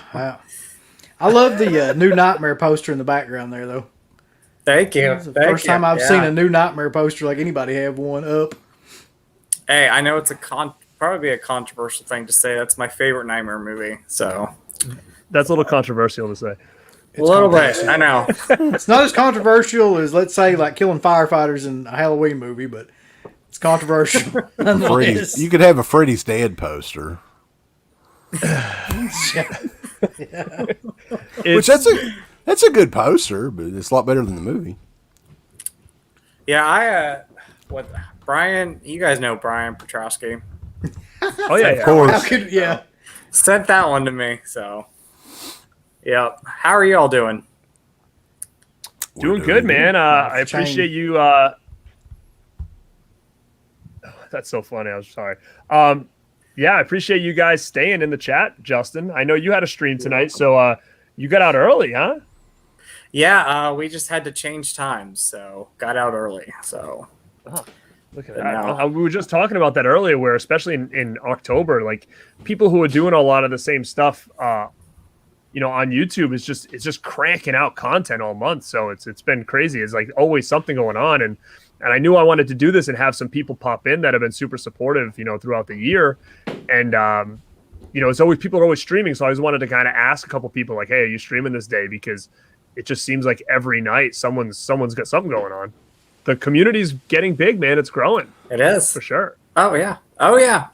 First of all, I want to say congratulations on the 1 year, dude. That is so awesome. So congrats. Thank you, congrats. So I remember appreciate it. you're welcome. I remember your first room tour video you did. I don't know if it was 2015, maybe. You posted a room tour, and I'm like, this guy needs to make videos. So I'm glad you finally started making videos. Yeah, and that was in my old condo before I moved. I was actually doing WrestleManiacs with these guys when I moved, because I can remember I was always doing it in my condo, and then I moved, and I can remember one episode I was in my new house, and it was completely empty, and I think we were doing it, and I was in my kitchen or something. It was completely empty. So they were kind of there through all that, and then it was just a build out on this, and that. Sadly, that video was supposed to kind of be a precursor to me actually starting a YouTube channel. That was going to be the first video, and then my next one was going to be this room finished, in the new house, and then it kind of never amounted to anything. It kind of was like the COVID hit and the pandemic hit, and it was kind of just I would say right place, right time kind of thing, because I ended up having to buy all this equipment for work to do stuff from home, and that's why and I had extra time, and I was like, all right, you know what, I'll give this a shot and stuff. So, but yeah, I've been watching you, man, since you were a young boy. Well, thank you. I know. Oh, it'll be 13 years, I think, in December. So I can't believe it's been that long. Jesus. I remember these two guys, though. You were two of the first people I started watching, and I'm like, these guys are fantastic. So, and I've got to meet you guys a few times, 3 or 4 times at conventions. So. Shout out to you guys. You guys are some of the OGs. So it feels weird to hear that, but that's fucking sadly true. Yeah. I mean, you know what though? It's so true, because again, I'm sure everybody or most people in this chat right now had listened to you guys, back in the day for sure, because it was one of the only things that were on when it came to horror. And I remember having you on speakerphone or whatever in my condo. My wife's like, are these guys playing characters or something? I think everybody thought that for a long time. It was no. I'm like, no, I don't Here's think what's so. great about doing the show back then, though, is that it didn't even matter. We weren't necessarily good. We were just one of the only things that we're doing. The only people that were doing something like that at that time, No. Let's see. My first videos. We got a special guest. Celebrity. Oh shit. He's not kidding. We've got his cell phone number, so we're close with Andrew. And that's what I was going to talk about, the new era of Dead Pit, right? It was just a weird. I'm going to say it was almost the time you guys took off was probably the worst time you could have taken off, because that's when everything really transitioned to YouTube, really, right? So you lost a lot of headway, I think, during that time. You know what I mean? Because you guys were really always the first on a lot of things, and that's where everything kind of YouTube really started to kind of hit hard, is when you guys kind of took the time off. And imagine if you were to hit hard from YouTube and right off the bat, You know what really I think happened to, oddly enough, that I'm going to fucking say this, that I even know who these people are, but I shit like Smosh and stuff like that, really got huge, and that's when they started doing videos that had these production values, and they had all this different kind of stuff with it, and we missed that whole time period. Our time period was from the very beginning of YouTube till maybe a couple of years into it, and then just nothing when it really started to get bigger and bigger and bigger like that, and people started making these huge channels with all these kind of what they call content now. We just kind of skipped all that. To be honest, though, I mean, we were pretty burnt out at that time too, so I don't know how much we would have, if we would have contributed anything, how good it would have been, because we were just kind of over it for a little while. But the COVID thing, I mean, it's what caused I was planning on doing something before, but I'm pretty sure if it wasn't for COVID, I don't know if Uncle Bill would have done. Well, you wouldn't, because you're always so busy. Usually, you wouldn't even thought about it. But No. But COVID's been great in that sense. yeah, it's Well, got a lot, If there's lot more anything free time. that came out of it, yeah. Now, When you look at it too from a different standpoint, is that like I said, you guys are one of the first. And if you guys see, if Dan Shine's still in here, he was another one like Dead Pit, and then I forget what the name of his podcast was, but he had a good podcast, horror podcast that I used to listen to back then as well. But you guys were a 2-man show, and I think that would have been hard on YouTube because there was none of this like streaming. So if you guys wanted to really do videos on YouTube, you had to have been together and filmed it and put it out there. So it was definitely probably a harder thing for a 2-man group than it is now, where, I mean, man, we're doing this. It could be any time of night. You don't have to worry about like going to his house and setting shop up and all that stuff. Like, just click of a button, dude. And you guys are all in the same state and I'm way the heck up north. So it's just how much easier life is to be able to do these kind of things. yeah. I mean, it is, and you can turn a YouTube page into, YouTube video into a podcast with just the click of a button now. It's so much easier. Right. I mean, So I'm think not about gonna- all the stuff you had to do to make a podcast and how easy it is for you to make a podcast now. Yep. You know, I mean, I do it all in my day job pretty much. I mean, it's pretty simple. Like as Stop far saying as this just uploading 'cause- stuff. And, I remember, back in the day, there was mixers and shit involved. Like, there's all kinds of stuff. yeah. Yeah. Yeah. Technology's moved along quite a bit. I mean, I'm not gonna lie. I didn't know what a live stream was until this year. I was like, "What is a live stream?" And because I was just used to just making videos, and now I just have so much fun doing this. I mean, I love making videos, but this is fun because you get to talk with people. So, yeah, I have a blast doing it. So It's just so much easier, too, than, like, making Yeah. a video and editing it and all that shit and, like, trying to, and you just go on, like, a live stream and... You get the instant gratification Yeah. as well. You get to talk back Yeah. and forth with people, and yeah, it's a lot of fun. I mean, It's you guys were definitely changed the game, for sure. I think just this past year, it's changed the game because not many people were streaming together in groups until probably like that when everybody was kind of home, figuring it all out. yeah. Oh yeah, like I said, I didn't know what it was until this year. I'm like, what is streaming? And came across it, and I was like, this is awesome. So very, very cool. Yep. But you guys talked about like pandemic and everything. Like I've been on YouTube almost 13 years, and I think 2018 or even last year, I wasn't making too many videos. Like I would put out a video maybe once or twice a month. And when the pandemic happened, this was just the right time and to make videos, and I'm having a blast. I feel like I'm reconnecting with a lot of people and meeting new friends and everything, and it's just been awesome. So awesome. The community is really strong. So It really is. I mean, there's some sort of live show every night, pretty much. I mean, it's kind of hard to try to book these shows around people, but I mean, you can't really avoid it, I don't guess. Yeah, we need a TV guide so we know. Like, it's like a YouTube guide that tells you when everything's on.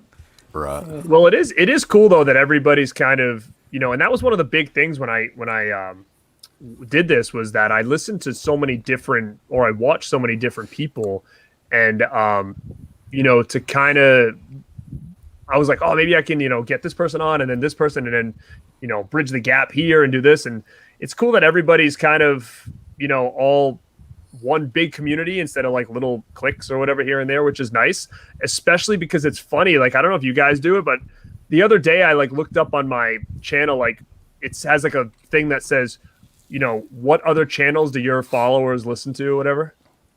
Mm-hmm. And it's so funny because it's like all you guys, it's like Christian, it's Piz, and it's so funny because I'm sure it's probably the same in a sense when you look up from all your end. And it's like all the same group of people all over the place. It's Nick and, all that stuff. So it's just really funny to kind of see like, how large the community is, and that the people that are checking this out right now and your stuff, they're all kind of in the same, universe, I guess I would say. Of people, which is super interesting. Speaking of that, it always says that people watch Wet Movie. Where is that guy? He's always on the people, like other people that are subscribed to the channel watch. He's always on there too. I think they give you like 10 people or something, but where is he? I haven't seen him on here not on the chat, so I need someone else from Kentucky. He'll watch a replay.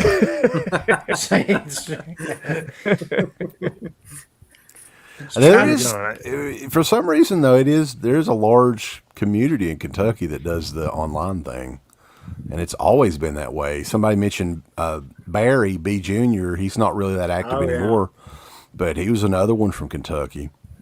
Listen, you want me to? I'll come out right now just because I know we're at the 2 hour mark, so I don't want to be on too long. He was actually somebody I wanted to be a special guest tonight. Obviously, it didn't work out, but I was like, dude, you got to do it. I want to take you out of retirement. You're coming on the show because he tells me he watches the show all the time, and I'm like, do me a favor, like let's go, like get on here. I wanted you to be like a special guest because I mean he hasn't do anything anymore as far as YouTube, and I just thought it would have been killer to have him pop in. But I don't see him in here right now. Yeah, he is. So Barry, if you're in here, you speak up, please.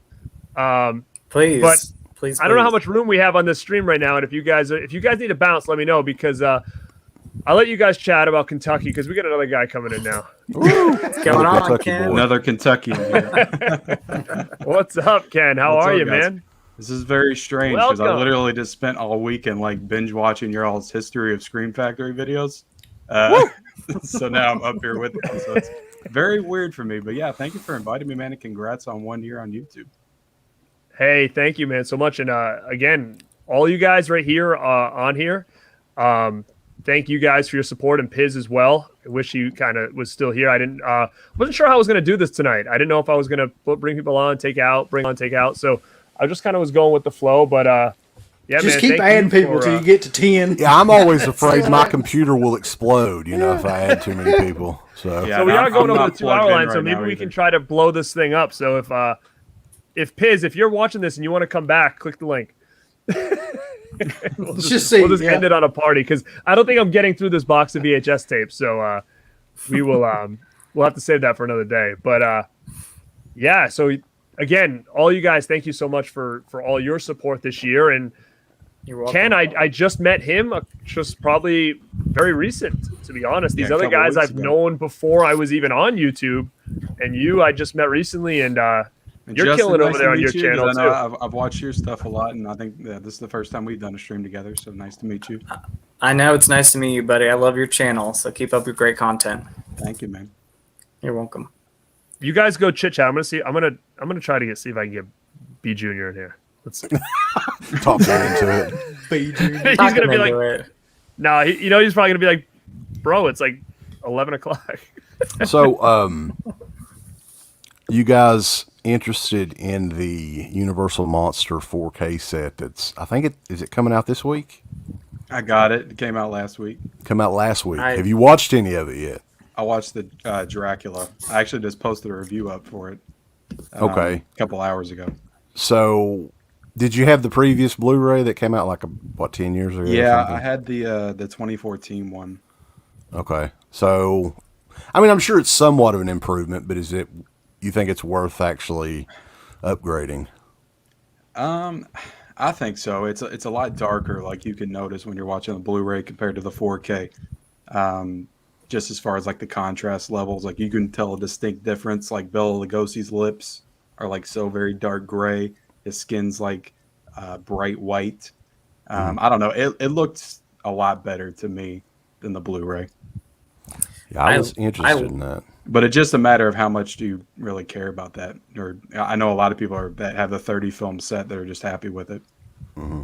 I think I literally just bought that for $85. I was like, well, I'll stick with that. So I was going back and forth on getting that 4K. I mean, it's not bad when you think about it. It's $60 right now on Amazon, and it's $15 a 4K. So I mean, that's not too bad versus paying $200 for 5 Halloween 4Ks that they can't get shipped on time.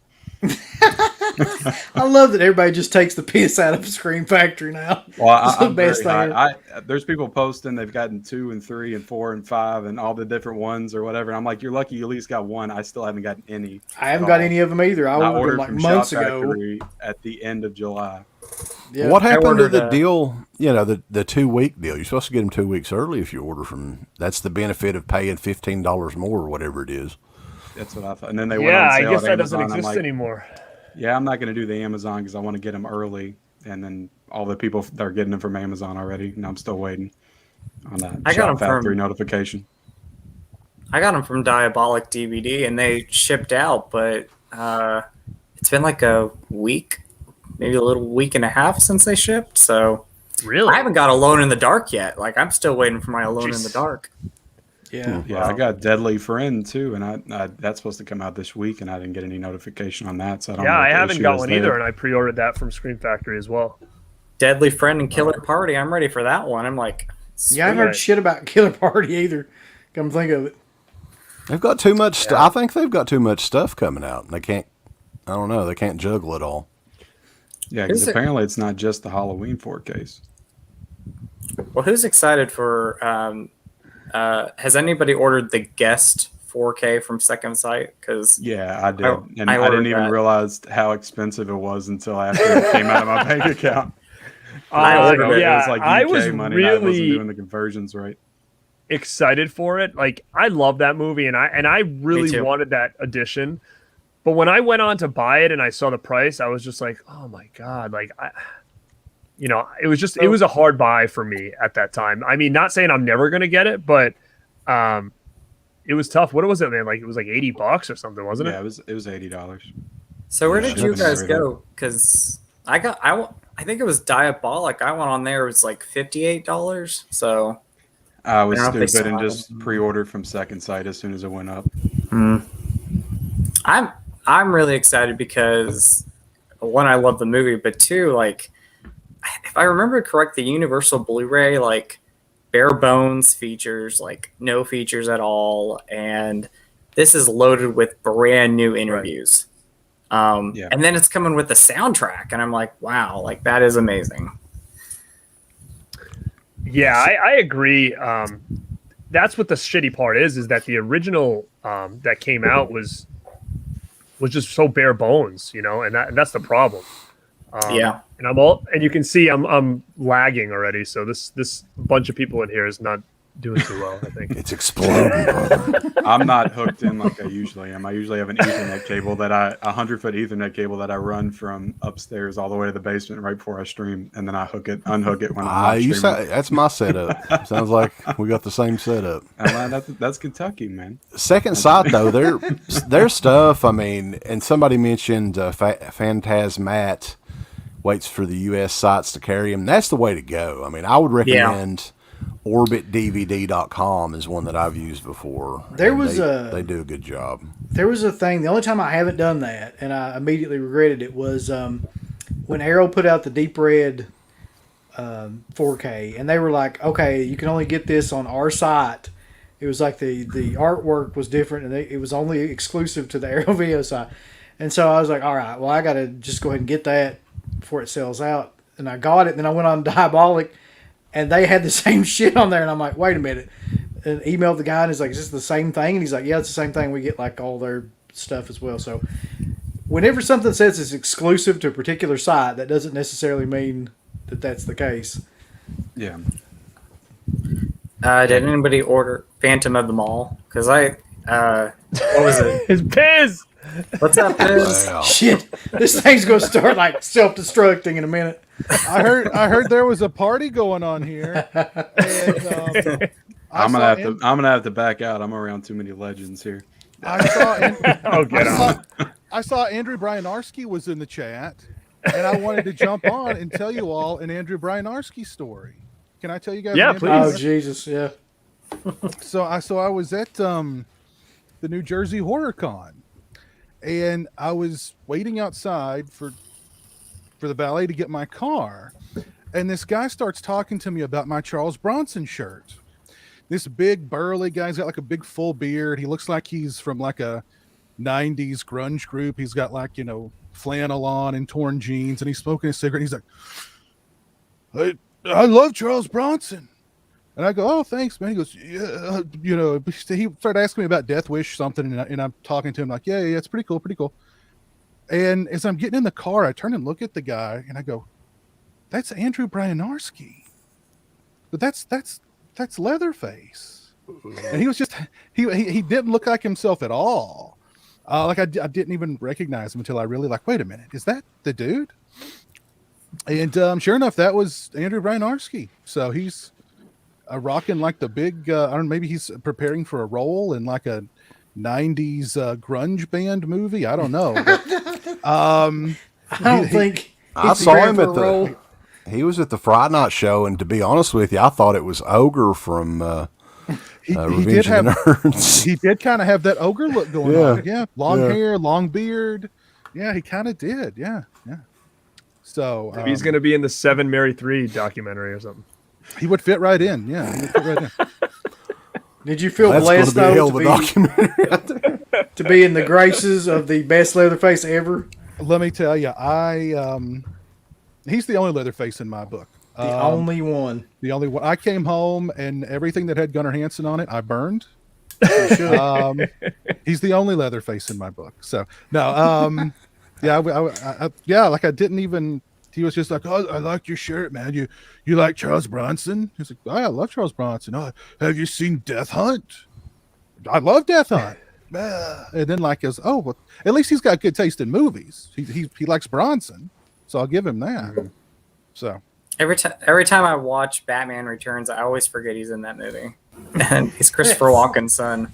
That's right. That's right, dude. I didn't even. I was today years old when I knew that. I totally I didn't know it either, that, man.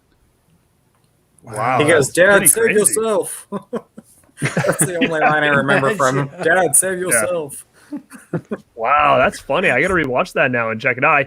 I had no idea. It just totally went over my head. It's when you look at him, it's I don't know. It's the eyes are the jawline. I don't know what it is, but it's that's Andrew. Yeah, that's so funny. Wow. Yeah, wow. Jeez. But yeah, Piz. I was trying to get Barry in here, but it doesn't look like it's I've tried to get Barry on stuff. He's married with grandkids. He's got a whole family and a whole thing going on, and I mean he's happy doing what he's doing, being a family man. So yeah, good. I was trying to take him out of retirement for one night only, and but. I've tried it too. Oh, well. I've tried it too. It's like ECW. One night stand. Yeah. He was making videos not too many videos, but small little videos in the beginning of the pandemic. I was seeing some videos he was posting, not too many, but I was like, is this going to be a comeback? Because Barry's awesome. So yeah. He was definitely somebody I was watching back in the day for sure. But again, do you guys want to talk about how everybody in here is from Kentucky, which is freaking I know. Isn't that fucking that's really odd. Yeah, it is kind of weird. We talk about the fact that we don't have shit all to do and that this is what we do in Kentucky because it's Kentucky. God. Well, Garrett asked me, how do you put out so much content? And I'm like, I should have just said, dude, I live in Kentucky. Yeah. There's nothing else to do. Yeah, it's true. If I'm not working the new job, I'm doing this. If I'm making videos. Yeah. So if someone messes with me or something, I'll be like, dude, I know all these people in Kentucky. I never knew Kentucky was such a hotspot for horror and physical media fans until this year.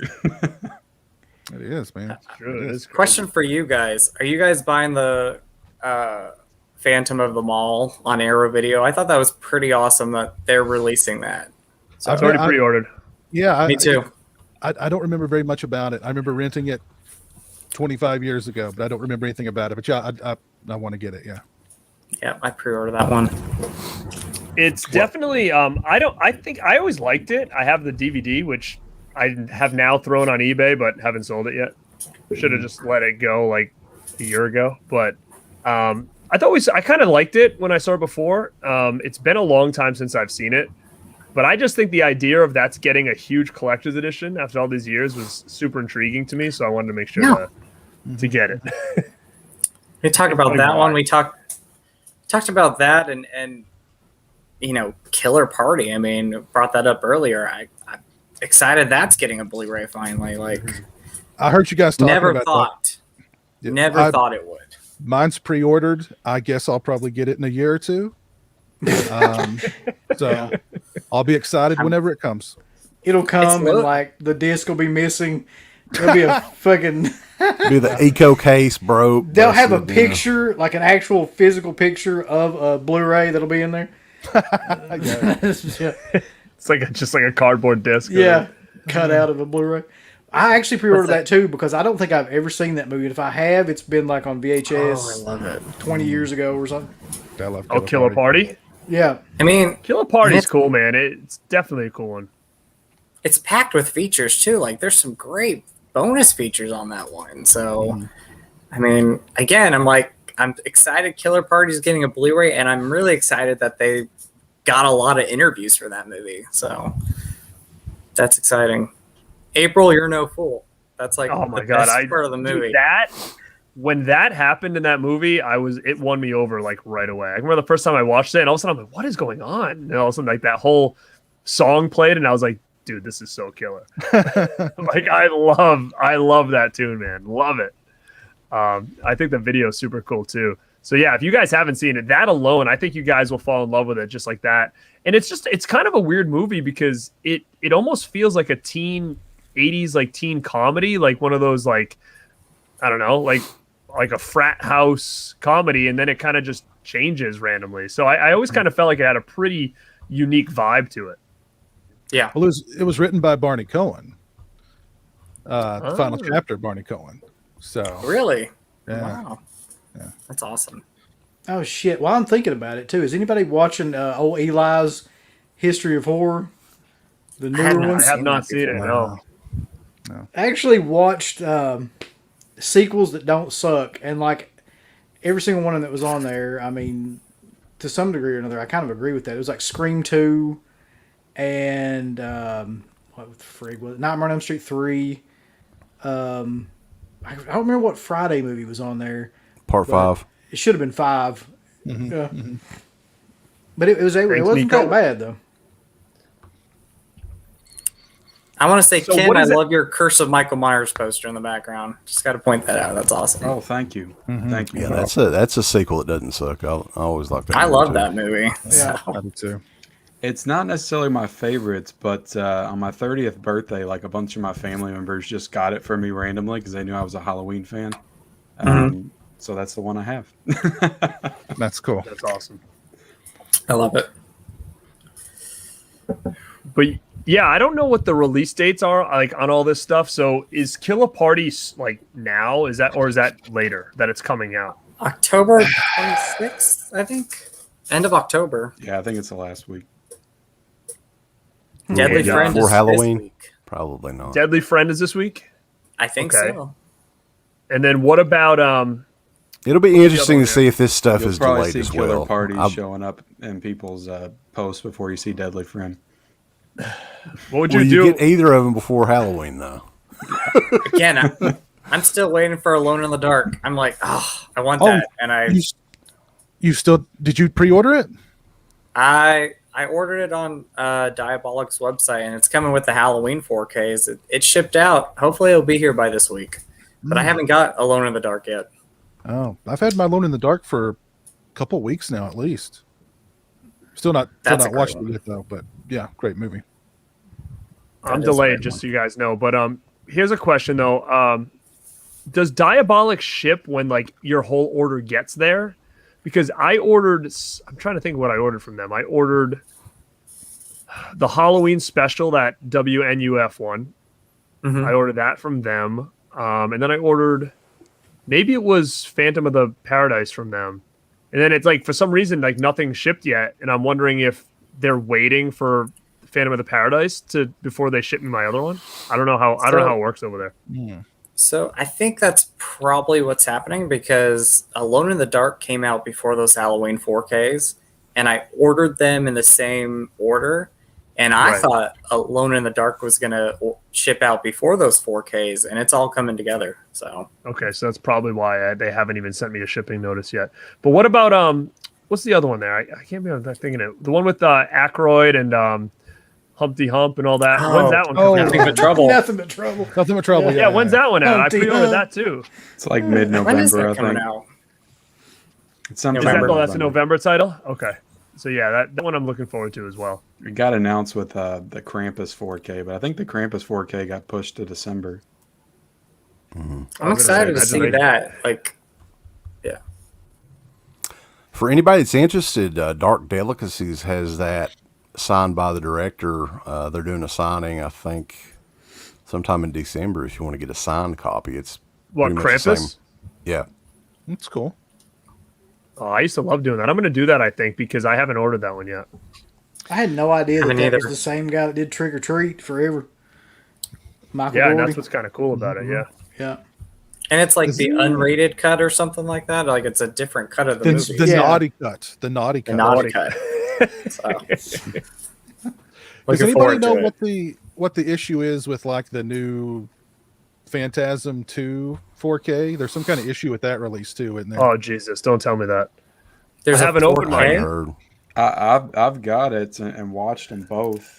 Oh, I haven't and got I that. didn't notice an issue with mine. Both of my discs said well go, but apparently they said that they packed the old Scream Factory Phantasm in there. Oh, are you Some serious? cables. How does that happen? And then the first how one they does didn't that get the first one they didn't get the 4K scan like they were supposed to. oh, What the fuck? Yeah. So you're telling me I'm before pretty I sure open both mine, of I mine should just were good. return it? It was supposed to be like a limited amount. Like not many people had that issue, but it did pop up in certain places. Okay, well, here's a question. Since you haven't, I don't know how much you know about it, but or maybe someone else does. I haven't opened this yet because what is this giving me for Phantasm 2?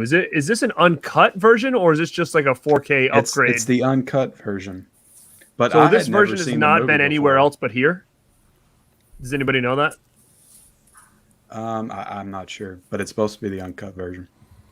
Yeah, I've heard it's the uncut version. I haven't got it yet, so I don't know. I think they were Wanna get it promoting it now? as it was the first how much? time that they were. How much is added to it though? Is it more than a minute or two? I'm willing to bet it's not. It's like maybe like 30 seconds. I don't quote me on it, but I know it's not too long. So, I'm but I fine know. with- I think I'm fine with that one, I Phantasm. think. I think the first movie, and I could be wrong, but that Blu-ray, the first movie is supposed to have like a documentary or something on there that wasn't on the first Well Go USA Blu-ray that came out. All right, you know, maybe it says right here. Oh yeah, it says featuring a stunning uncut remaster of Phantasm 2. So that's cool. All right. If you got So the should I open this right now? I'll open it right now. You got the right disc. Open it. You may have a Scream Factory disc in there. You never know. If I have that Scream disc, I'm You gonna had some extra ones laying around. So You know what you got to do if you got the Scream Factory disc? Shit in the box. You got to send that one to solution to Well everything. Go though. Yeah. I know it's so weird, but like, why would they have the Scream? Imagine it says What if you- it says Scream Factory What on if you it. open it up and it's the old Anchor the Bay shit out of DVD it. in there? It could be. Wait till Uncle Bill gets his Halloweens, and all of a sudden he opens it, and it's like Alone in the Dark in there. Look, man, if it's got those fucking eco cases and all that shit Oh, it's in my it, Part 3 did. My Part 3 has those. and It's annoying. especially if it's missing the disc, I'm gonna freak out of those fuckers. I'm so tired of it. The eco case feels like it's going to crumble in my hand. So yeah, I didn't like that whole idea, but especially knowing that like you're not everybody's getting those. That's what's even worse. It's like the luck of the draw. I like the poster in there, but I didn't like how they crammed it in the slipcover Oh, yeah, it's because like- the yeah, actual what the Blu-ray hell? case doesn't fit right on it Oh without yeah, it. there's a poster wedged Oh. in the slip, so now the slip's like Yeah. it's like That's Jenko some jeans quality. over here. Look at this. We said it just glue it on the back like they did in my Scorpion releasing. How do you like your slip covers? I like them baggy. Like, what is this? Now it doesn't fit anymore? Like, what? Jesus. All right, so here's the poster. Let's see what I got in here. It's like reverse bingo. No, this Phantasm 2 looks like a new disc. I hope. Good. Yeah. I'm like that's the delayed. one I I'm got. delayed right now.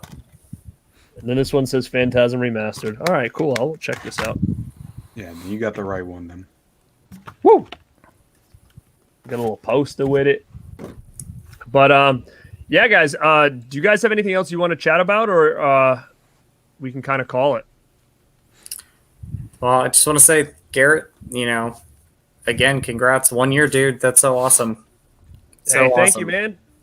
You're welcome. Thank everybody here on this panel right here for your support this year. You guys have helped me out so much. You've been super generous to me and my channel. Thank you, everybody in the chat who came and hung out tonight. We had between like 35 and 50 all night, which is good. Good. I appreciate all you guys coming in and saying what's up. Appreciate that. And yeah, I mean, here's to the next year. And hopefully you guys are all going to stick to it as well. And we can do some more collabs together. Yeah. Oh, yeah. Definitely. Yeah. Sounds good. Yeah, It's like a band over here. It's like Garrett and the Kentuckians over here.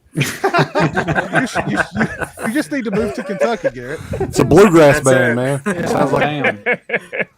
Just move to I want to make a Kentucky. metal band. We got plenty of horse racing and basketballs for you to enjoy. And bourbon. And bourbon. And Don't forget bourbon. the bourbon. Flea Oh, markets that's so out funny. our way. And hot That's browns. That's so funny. Yeah.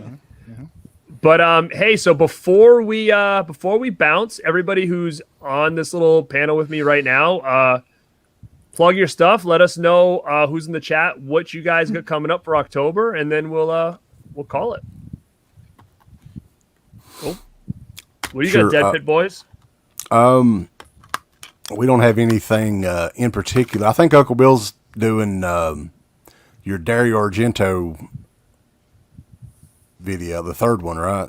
You got that one coming up. Yeah, that's Wednesday. It's the later years of Argento, probably the '90s, which is like the worst years. But that's the next video anyway. That'll be awesome. And I'm sure we'll be doing something on Halloween Kills. I'm sure all Yeah. of us will be at some point. So. Oh, yeah. Oh yeah, for sure. We're gonna tell them about. We're gonna do our what's our haul that we're gonna do this year in October. Oh shit! Well, Uncle Bill, it's his. He's the one that come up with it.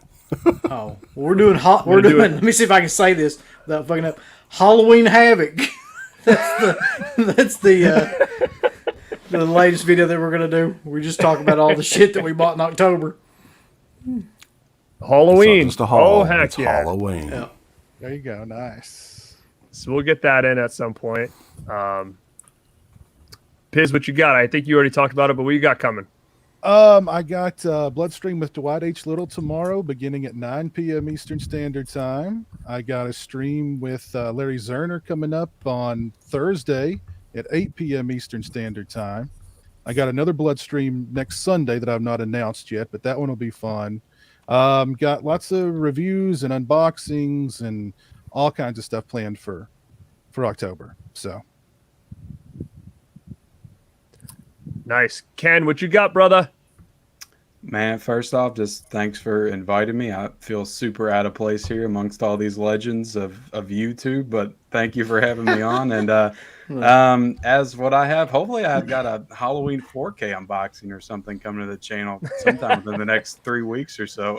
No, It none would of be us are gonna nice. have that. Don't plan on that at all. You'll be But doing that beyond unboxing that, for Christmas. This time I'll be next doing- year, we'll be unboxing the 4K box set because they're going to make us buy all this shit again. Guarantee it. Yeah, you can just take Rob Zombie's one out and I'll buy it. There you go.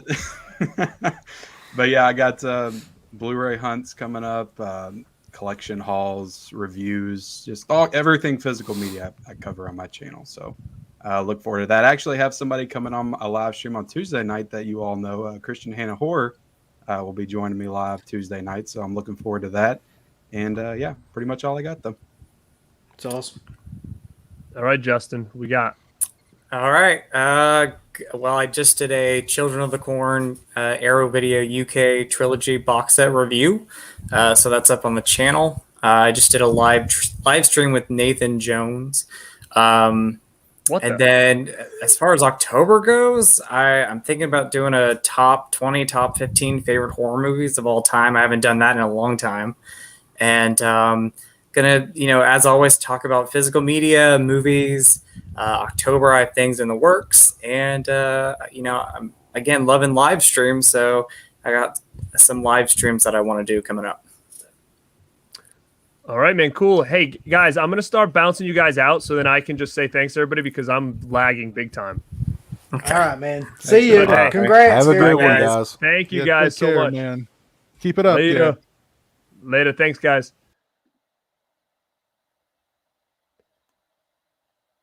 All right. Let me know if I kind of come back a little bit here.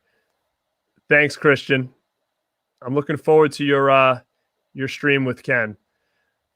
Yeah, I'm still super lagging here, guys. I don't know what's going on, but hey, I want to thank you guys all so much for checking this out. This was awesome. You guys were super chatty in here, which what I like, and I'm glad I was able to have some people pop on and say what's up.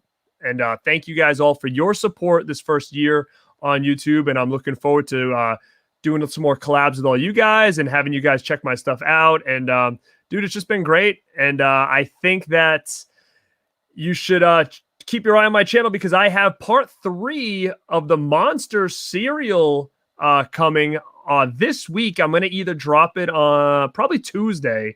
I'm going to drop it. So if you like those Monster cereal things that I've been doing with my brother and his wife, we actually have a part 3 coming this week. So I think Tuesday that'll be here. And like I said, I have that Halloween with the Dead Pit Boys over there. And again, I still have to wait for my 4 and 5 Halloweens to come in on 4K. I'll do another review on those bad boys. And I'm sure I'll probably get a Halloween Kills review in as well. So guys, everybody's going to check out Halloween Kills. Enjoy it. I'm hoping for the best with that movie. So I'm sure you guys are going to all check it out. I'm really excited to see all of your guys' reviews on it.